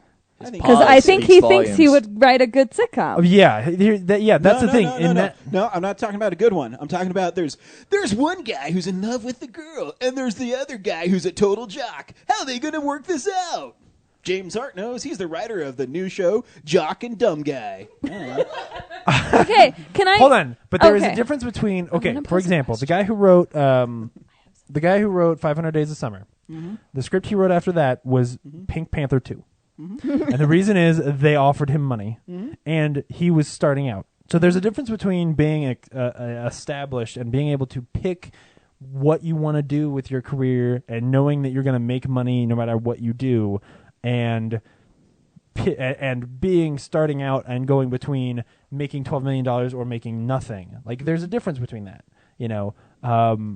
I think that when you are at an Adam Sandler level, you ought to be picking roles. I mean, even if his movies were as good as Click, you know, like Oh, Click is Click was decent. legit. You know, there's some fun stuff in Click, but it's this bullshit that I don't understand.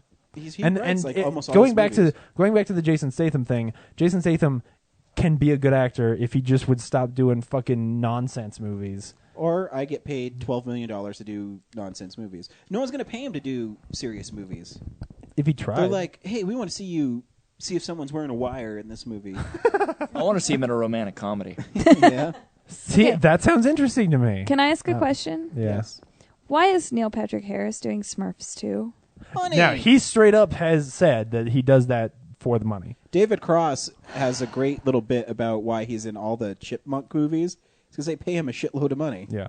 And I'm just like, but Neil Patrick Harris has said that like he does those movies because it gives him the freedom to do the stuff that he wants when he wants to. Well, and he's not Adam Sandler big. But see, right. There's I a can make the difference same there. argument for Adam Sandler that he does those movies, and then he can make a movie like Funny People that only grosses $30 million. Right, but when the last one was Funny People, that's my point. If he were doing Spanglish 2 next year, then I'd be okay. I'd be like, oh yeah, Sure. this is the bullshit he's doing so that he can, write out the low paycheck for the good stuff he makes. But he hasn't done anything good since Reign Over Me. That's my problem. Well, no, Funny People. Yeah, it Funny really People is was Funny 3 People. years ago. It is not. Yeah, it's 2010. 2009. No. What? Yeah. It's a it while was ago. How many years between? Like, no. it's been a Funny while. People was 2008 Yeah. because then Inglourious Bastards came out in 2009. Sorry, that's a weird. It's a way I think about stuff. Either way, if you average one movie a year, I'm just saying. I'd like for him to do something fucking good for one. Also, go see Pacific Rim. That's what I'm saying. No, we are going to go see Pacific Rim tomorrow. No, I don't mean you. I was talking to the internet. No, but we are going to No. go see it tomorrow. No, I meant the internet. No, but we're going to go see it tomorrow. Okay. Okay. Good. Guillermo I del guess Toro appreciates I guess it. I'm down off the mountain now. I'm okay. Thank you, okay. Box Office Mojo, for all the box office stats. Now James will come down off Longest his box soapbox. office stats segment of all time. Me and James arguing over. Brad is about to kill himself. No, he just wants to go to sleep. Hey, stuff's coming out next week that I don't want to buy. DVD releases and Blu-rays. Yeah, dude, it's fucking James McAvoy week, man. Nice. Yeah.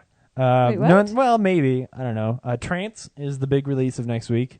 What which is is the what? it's the next movie by Danny Boyle. Yeah, thanks, That Brad. no one saw.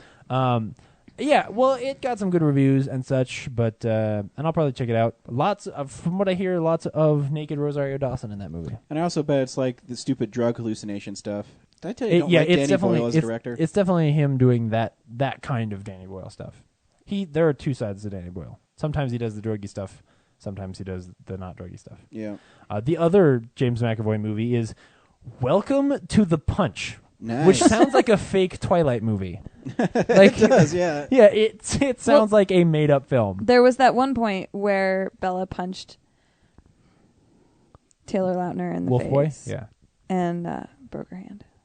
Yeah. Wait, what? I don't remember that at all. You don't remember that happening? No, yeah, he because kissed maybe her. my brain just fries through them. Yeah. He kissed her, and they came back, and that was one of the best lines in Twilight. Is just the way that Taylor Lautner says that she punched me in the face, and then she broke her hand. It's one of I my think the favorite best things. line It in would've been Twilight great, though, ever if- is when Billy Burke says, "Why are you taking off your clothes?"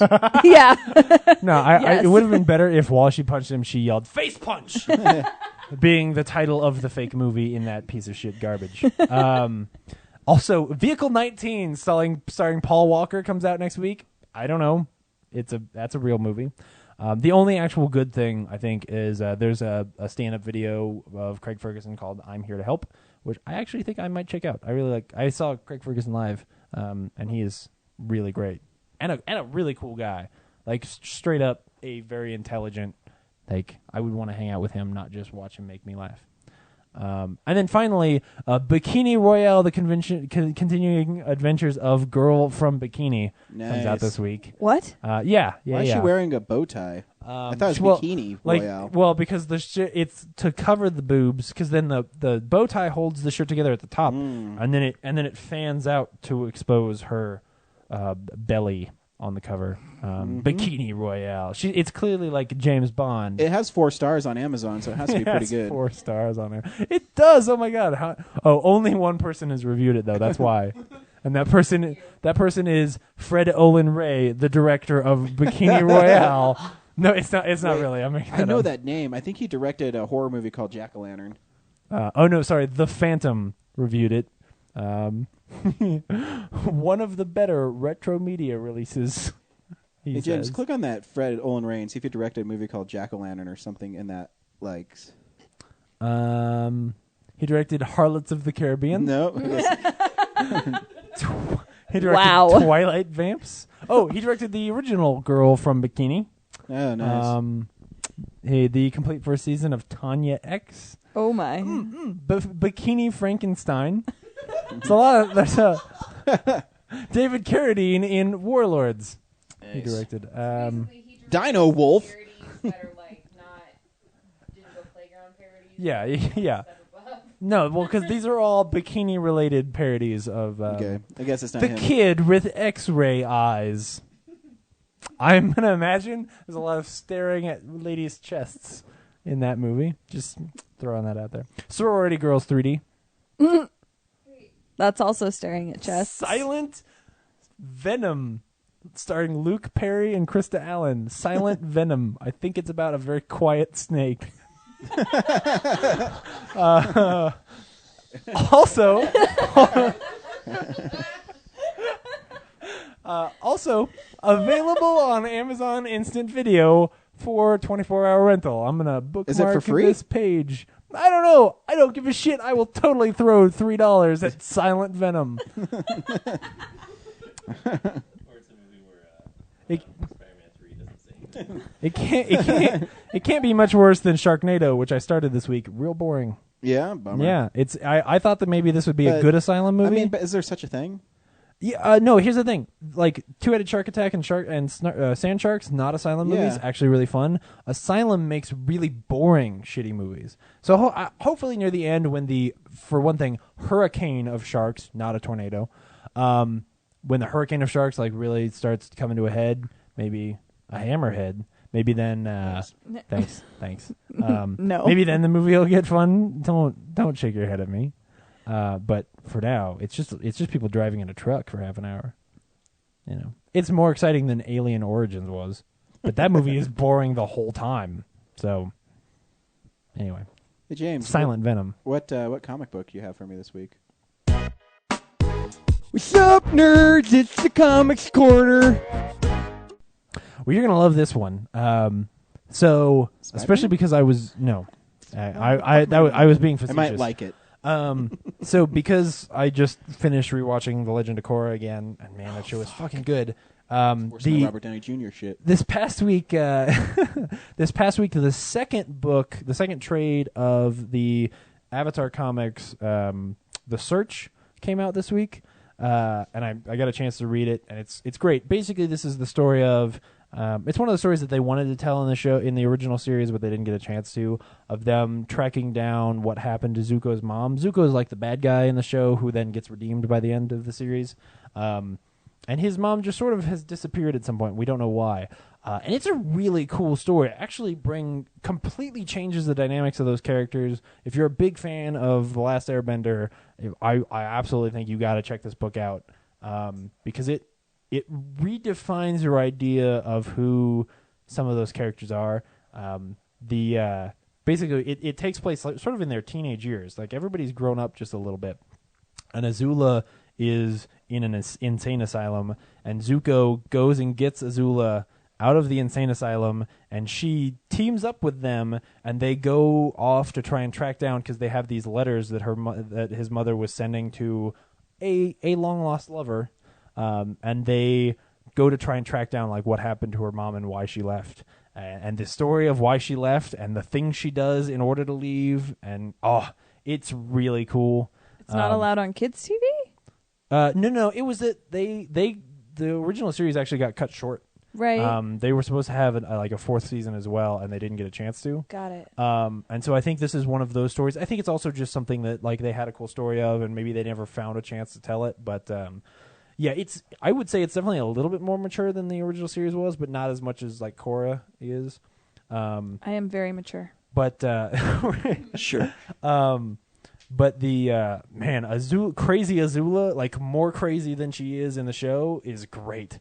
Not like vicious. Like, actually, her brain is broken at this point. She's been in an asylum for too long, and she'll like snap. And it's very entertaining, and it's actually written by the guys who created the show. So it reads like that book, like the show. So you hear those characters' voices when Sokka makes jokes. You're like, yeah, that's totally a Sokka joke. He would totally say that nature hates Azula. It's really great. It's going to be a 3-part series. So if you read book 1 and 2 of The Search, you don't quite get the ending, but you won't care. It's so much fun to read, and it's real quick. So for sure, go check it out. You'll get 20% off at Colorado Coins, Cards, and Comics, and they should have plenty of copies because nobody else gives a shit about The Last Airbender. So go pick up a copy and get a hold slot and save on your comics. Oh, fuck. Okay, you're done. I didn't understand a single word you said or the names you said. I know. Maybe But I at should least watch I the show. I knew what At you were least I talking about. pronounced them right, M. Night Shyamalan. Oh! Oh, he did it. Mic drop. I knew what you were talking about, and Michael I knew know. what you were talking about. Yeah, there are people out there who did. I was just going to swing for it.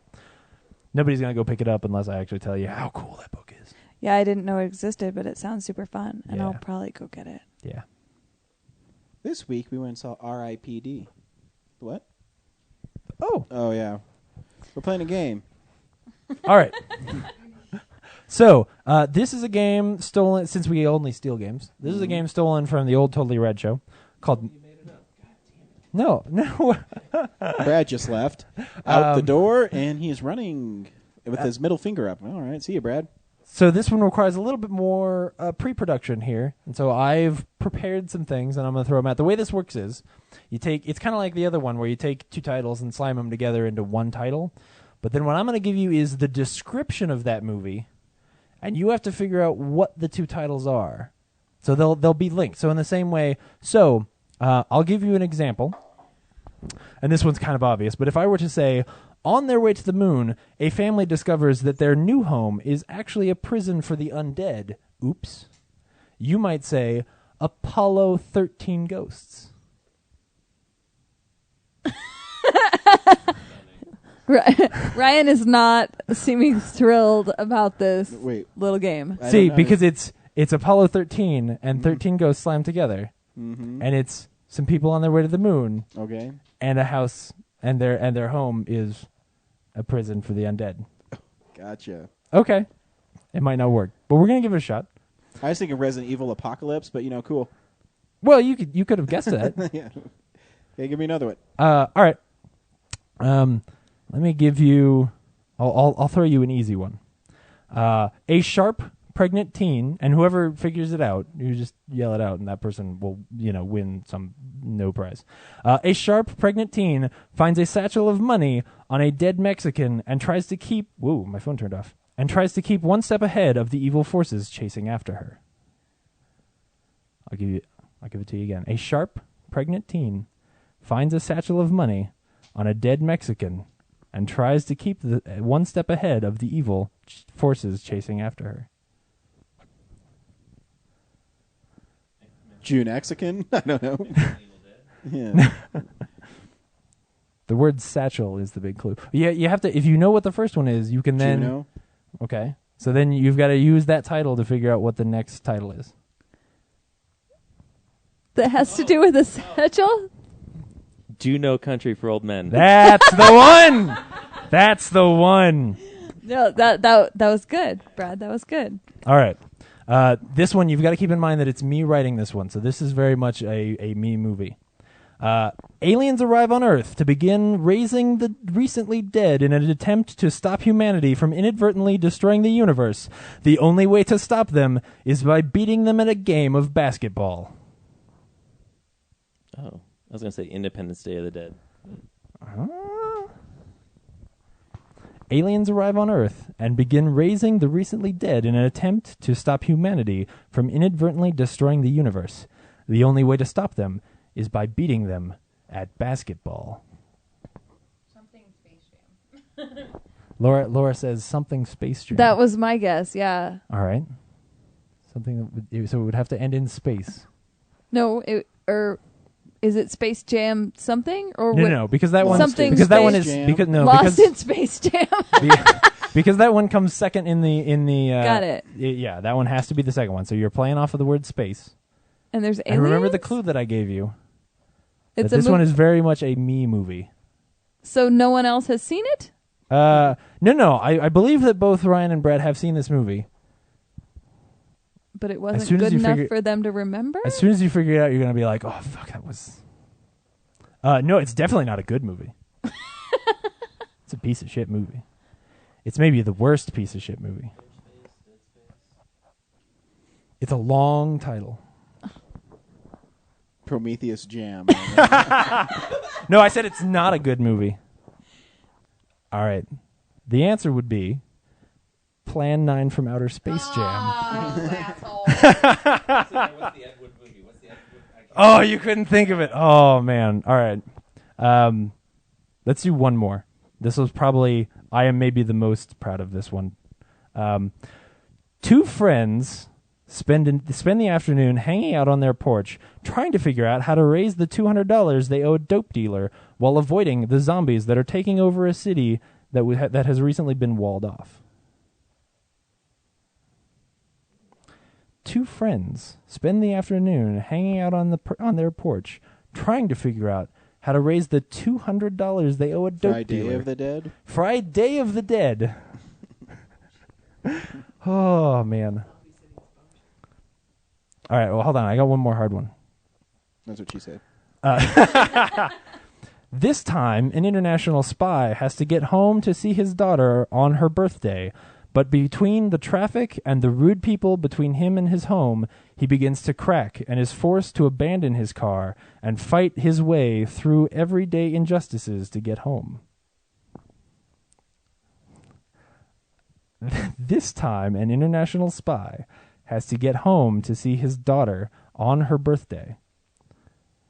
But between the traffic and the rude people between him and his home, he begins to crack and is forced to abandon his car and fight his way through everyday injustices to get home.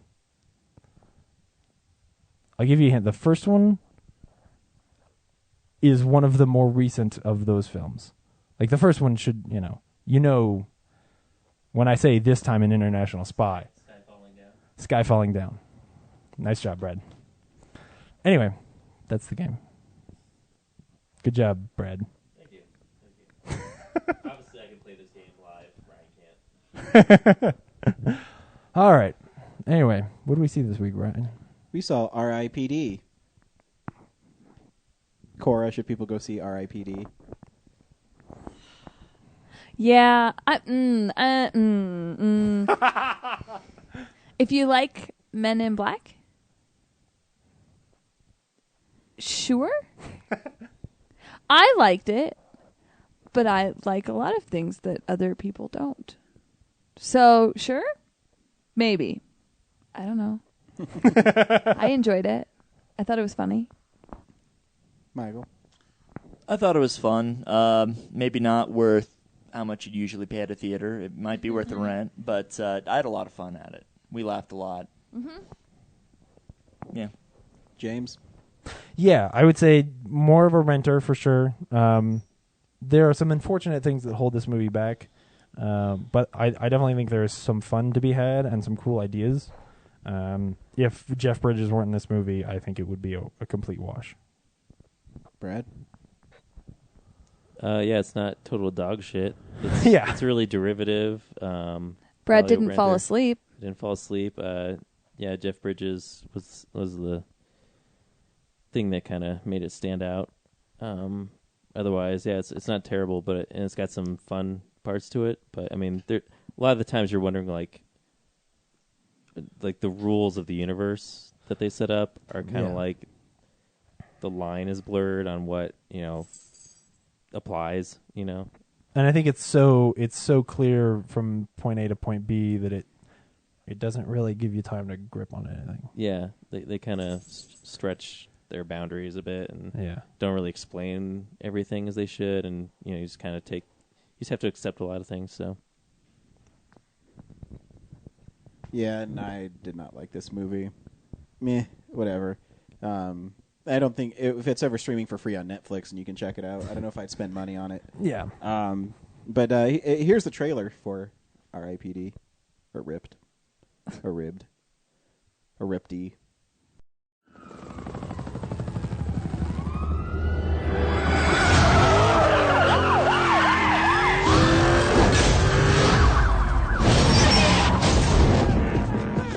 Police officer!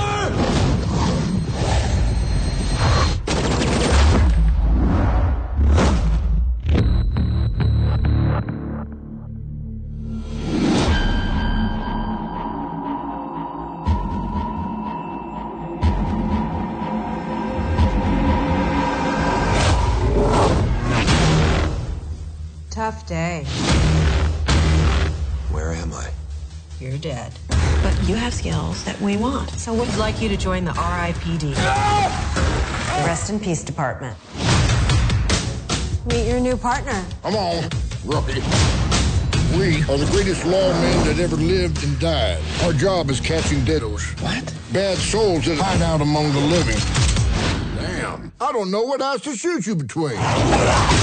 There's something else. You don't look like you anymore. So what do I look like? Really? An old Chinese guy? What about you?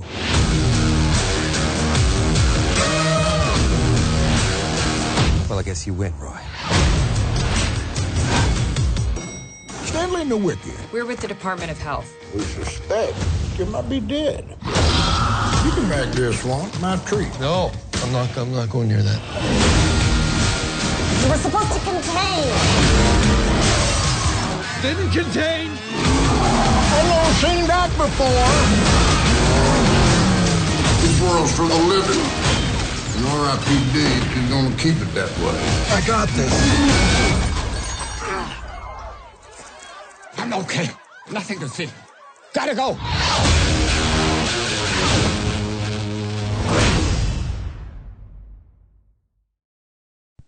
If this movie was just Jeff Bridges and Ryan Reynolds talking to each other, then I probably would have enjoyed this movie. If it were like a regular like buddy cop movie with the two of them, probably great. Yeah. And I don't know if anybody knows this about us, but we're legit media, if you guys didn't know this. We have an account on epk.tv.com, and I've never exploited it before, so I'm going to make Brad do some more work. And if you want to hear what Ryan Reynolds and Jeff Bridges had to say about their characters and what they play, take a listen real quick. Well, I play Nick Walker, who's a recently deceased cop who's been given a very strange opportunity to come back to the world in a different form and work for an organization called the R.I.P.D., for which this guy is I guess not a founding member, but a long tenure. Been around for a couple hundred years. Yeah, yeah. And I'm Roycephus Pulsiver, a marshal from the 1800s, who keeps getting his time at the R.I.P.D. extended. And Ryan is this rookie that I've got to kind of teach the ropes to. Yeah, pretty much. They're just talking about that. Ryan Reynolds is a straight-laced cop, Nick, and then Jeff Bridges plays kind of a take on his True Grit character, but a little more. It's more comedic. Yeah, it's a bit more of a caricature, and he is easier to hear because he's not drunk. Yeah, what's his name? Roy. I don't know. There was a joke. Goofius. Roycephus. You can call me Roy. Or Cephas. Yeah. See, lines like that were funny. Yeah. Yeah, and there's what always holds the movie back. If you don't have the money to effectively pull off monsters in CGI, just make them practical. Yeah. Because this movie wasn't cheap. Like they should have had the money to do that. Well, but the CG is fucking horrible. That was the whole thing, is whenever they had monsters, I kept thinking of Men in Black with the aliens. Yeah. Where most of them were done practically because fuck yeah, Rick Baker. Yeah. And so the fact that they didn't do things like that and it was so like Fat Elvis, I'm just like, yeah. See, but that's where they totally, I think, missed this movie. Because I thought it had so many similar beats to Men in Black, and even like the music was kind of the same. Yeah. To Men in Black. Oh yeah. So it was really distracting to me. When Ryan Reynolds dies, he gets a really cool gun, and just like Men in Black, and here's a scene from the movie, and this is the rules for the movie. Mm-hmm.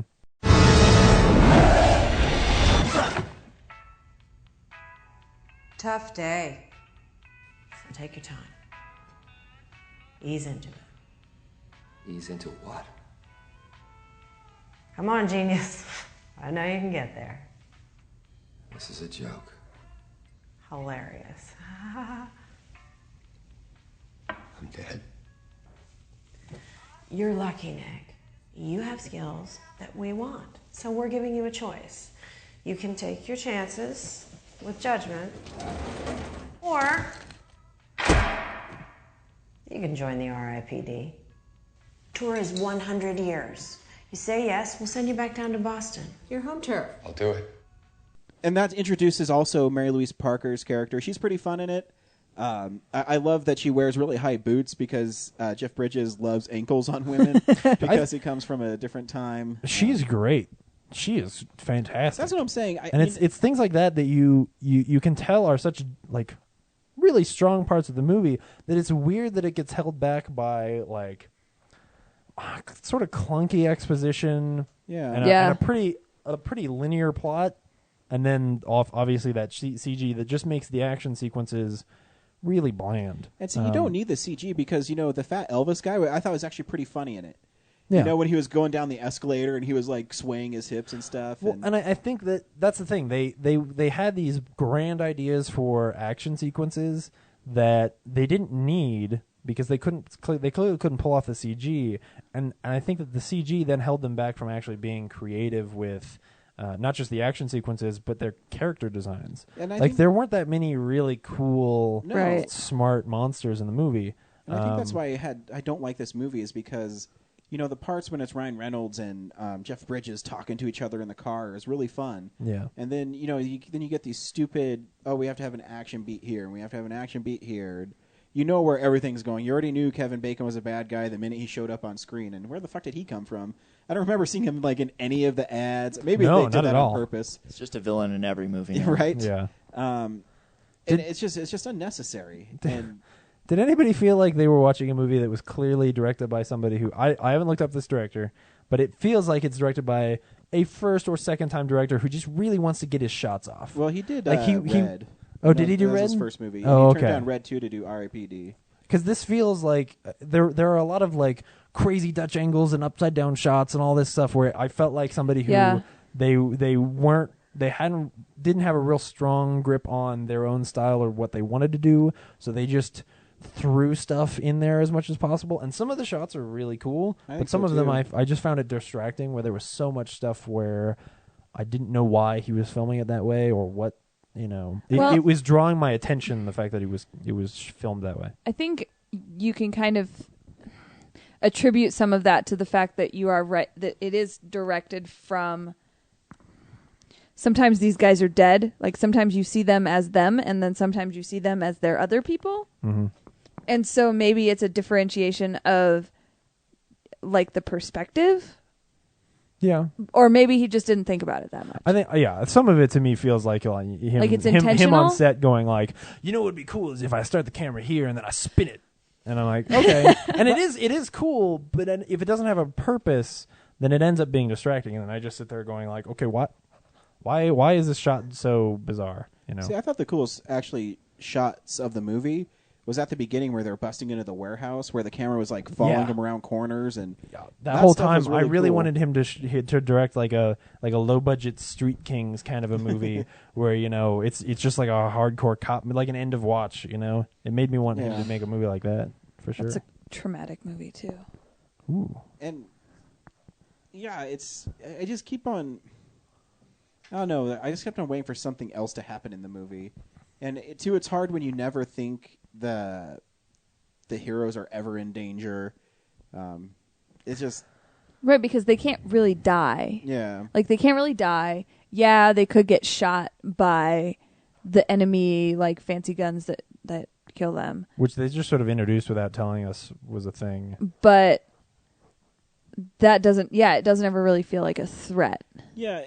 I don't know. And I mean, I love, when Jeff Bridges loses his hat, he says, I don't care about the bus, but you made me lose my hat. And yeah, the quips I think are good. Yeah, I don't know. In theory, like on paper, the whole story of Ryan Reynolds really wanting to like reconnect with his wife and not being able to, and then having Kevin Bacon's character sort of ruin her idea of who Ryan Reynolds was, like that whole struggle to me sounds great. And if you told me, oh man, that's really the story of this movie, I'd be like, oh, that's cool. And yet something about it just never lands. It never has the weight that it needs. Like if they even did a table read of the movie, it probably sounded great at a table read. Yeah. But when you make it a movie, something was lost because all of the acting and the dialogue, everything seems like it was written well, except for some of the exposition. Yeah. But when they made it a movie and added like a visual element almost, like certain aspects of the visual element, it gets lost. It's something about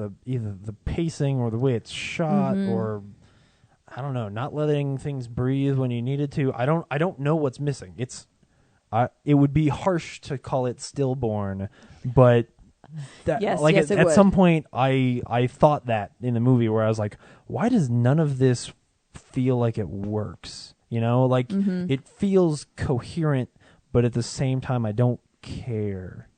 Yeah. It's weird because it's hard to call it bad because you're looking at it, other than the CG, you're looking at it and going, okay, this is all fine. Well, and but even it's not working. With like the end of the movie, like there's the grand plot by the Deados, which is a weird horrible name for people. For them, they have this plot of, no, we want to bring all of them back. Cool, awesome, this is something they're working for. It doesn't ever really feel like that's ever going to happen. Like there's going to be something that stops that from happening. Yeah. Where when they had the whole thing that shot up into the sky and was like going to let all this stuff down, I'm like, oh, am I watching Avengers now? And at least in Avengers, it was a real thing, and they had to defeat these things. Like they had to defeat the monsters. In this, they don't defeat. There's nothing to do. There's just the guys guarding the thing, and they had It seemed to kind kill. of strange that the city started falling apart too. There didn't seem to be any explanation of that. It just started. That was money that could have been used elsewhere. It just towers were falling, cars were falling on other cars. No real explanation was given for that. They needed a unique car chase scene where cars were falling on other cars. Yeah.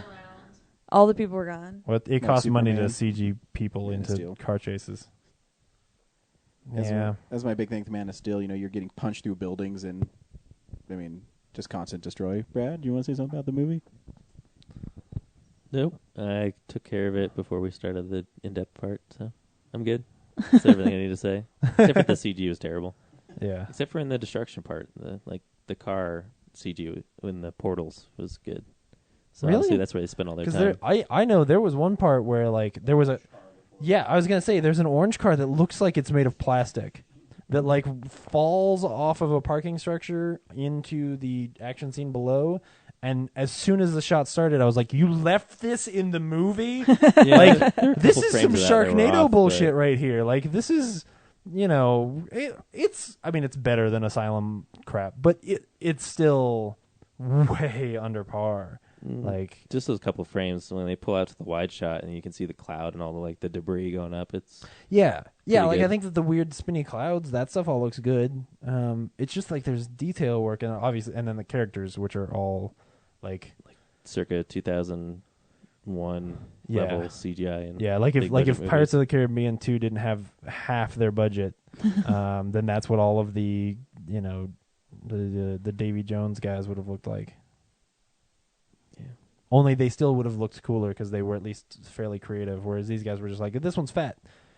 Yeah, look how fat he is. Yeah, this lady's missing part of her face. Well, even in the trailer, there's like that one guy who's got all the eyes, and there's the joke about like, I don't know what eye to shoot you between. Where was that? That wasn't. It was not in there. And that guy is more creative than any of the other demons in the movie. Like, I was expecting a lot more like Constantini or even like getting close to like a Hellboy kind of thing. Sure. Where like, oh, we're gonna see some really cool monsters, but it never happened. Well, they mentioned in the beginning that like the monster who had like the 10 fingers and the big mouth, like he was a snitch and he stole stuff, so like that's what his persona was, and he was dead. But like they really didn't do anything with that. Like Fat Elvis, I was like, so he was a glutton? Like he's fat. That was my fat thought in real life too. and got fatter when he was dead. Like they could have done a lot more with that. It's like the world that they're setting up is really cool. Like I liked when he got sucked up there and Mary Louise Park was talking to him because she's great. But I love her anyways. And the like space that they're in, like the world they're in, and how he doesn't want to walk across the thing because there's no floor, but there's actually a floor. And she's like, just walk across the floor. Like you'll be fine. And like the whole world that they set up was fine.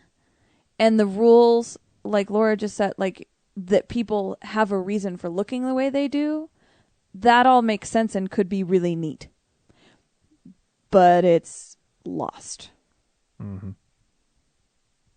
Yep. And what do normal people do about like seeing a girl like being dragged and like smashing into right the sides of buildings and being okay? And I didn't understand. Yeah.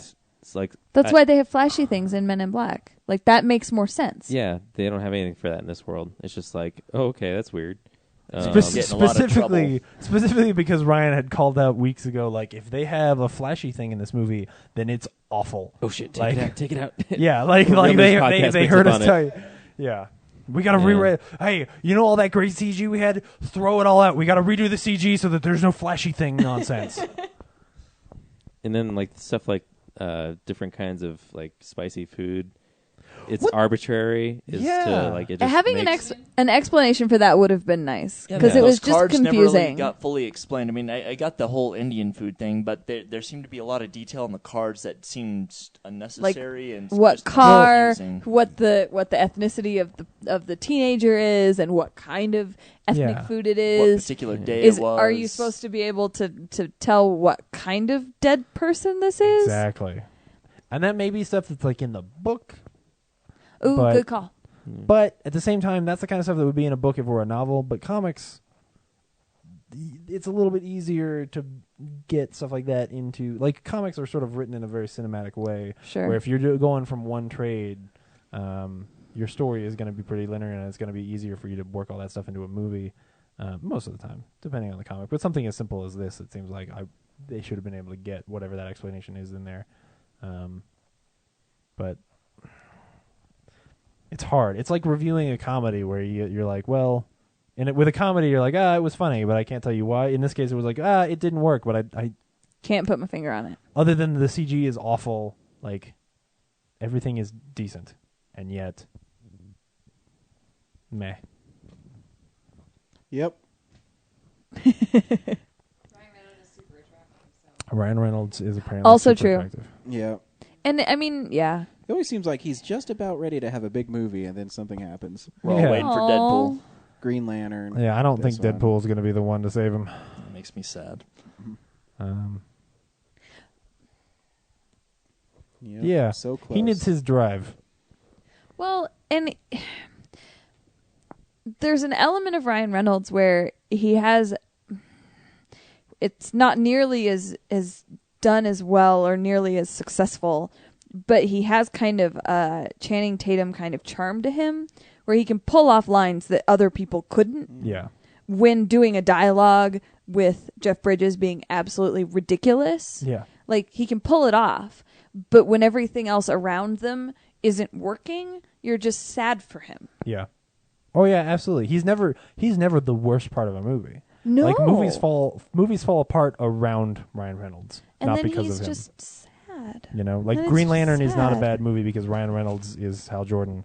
Green Lantern's a bad movie, and Ryan Reynolds is in it. You know, like R.I.P.D. doesn't work, and Ryan Reynolds is in it, and they're not. They do not coincide for any reason. So it's too bad. He needs to get he needs to do something off the wall, like Reign of Fire 2. You know, like if he really did something weird, you know, that was just clearly gonna be awesome no matter how you shot it. I don't know. The Proposal is good. Maybe if he got a deer It to is pee in not. his mouth. It's really funny. It is not. Just any kind of wild animal peeing in his mouth would. You remember when they walk out? Remember when they walk out in The Proposal, and it's like the worst green screen ever? Oh my god! Yeah, there's that. I think you took me to see The Proposal when you were dating. I don't think so. Doesn't sound like something I'd do. You did a lot of stuff we were dating that I was like, oh yeah, this is a nice guy. And then when we got married, and I was like, what? Lock that up. And then he started saying horrible things about the guys on Glee. I didn't say anything that wasn't true.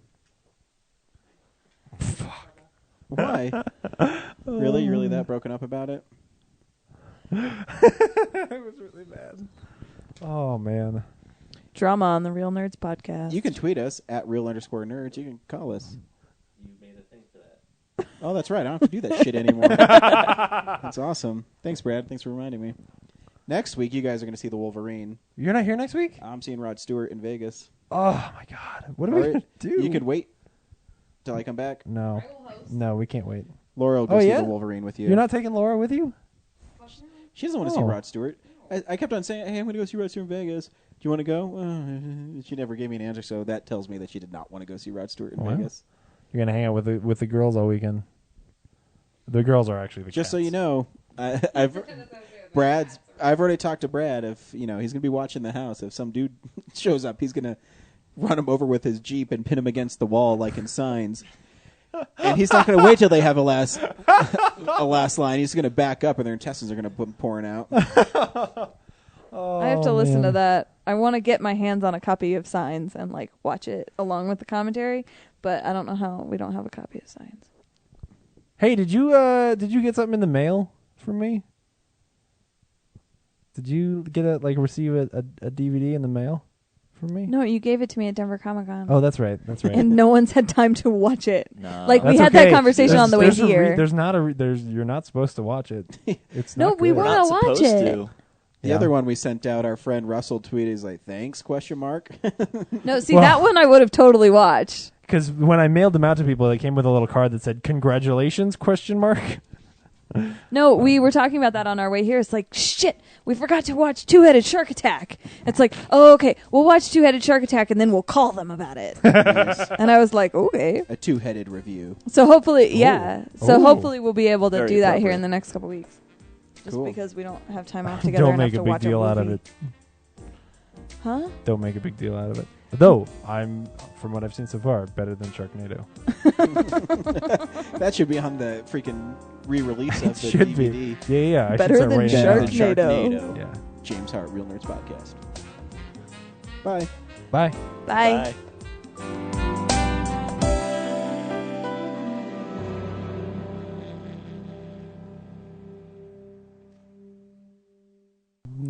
Throw my weird, I'm excited about rape thing in at the end of the podcast. Oh, good. That's just totally out of context now. Thank you so much for listening to Real Nerds Podcast. You can subscribe to us on iTunes. You can also stream us on Stitcher Radio. Email us, realnerds@gmail.com. Visit our website, realnerdspodcast.com. You can tweet us at @real_nerds. Call us 720-6nerds5.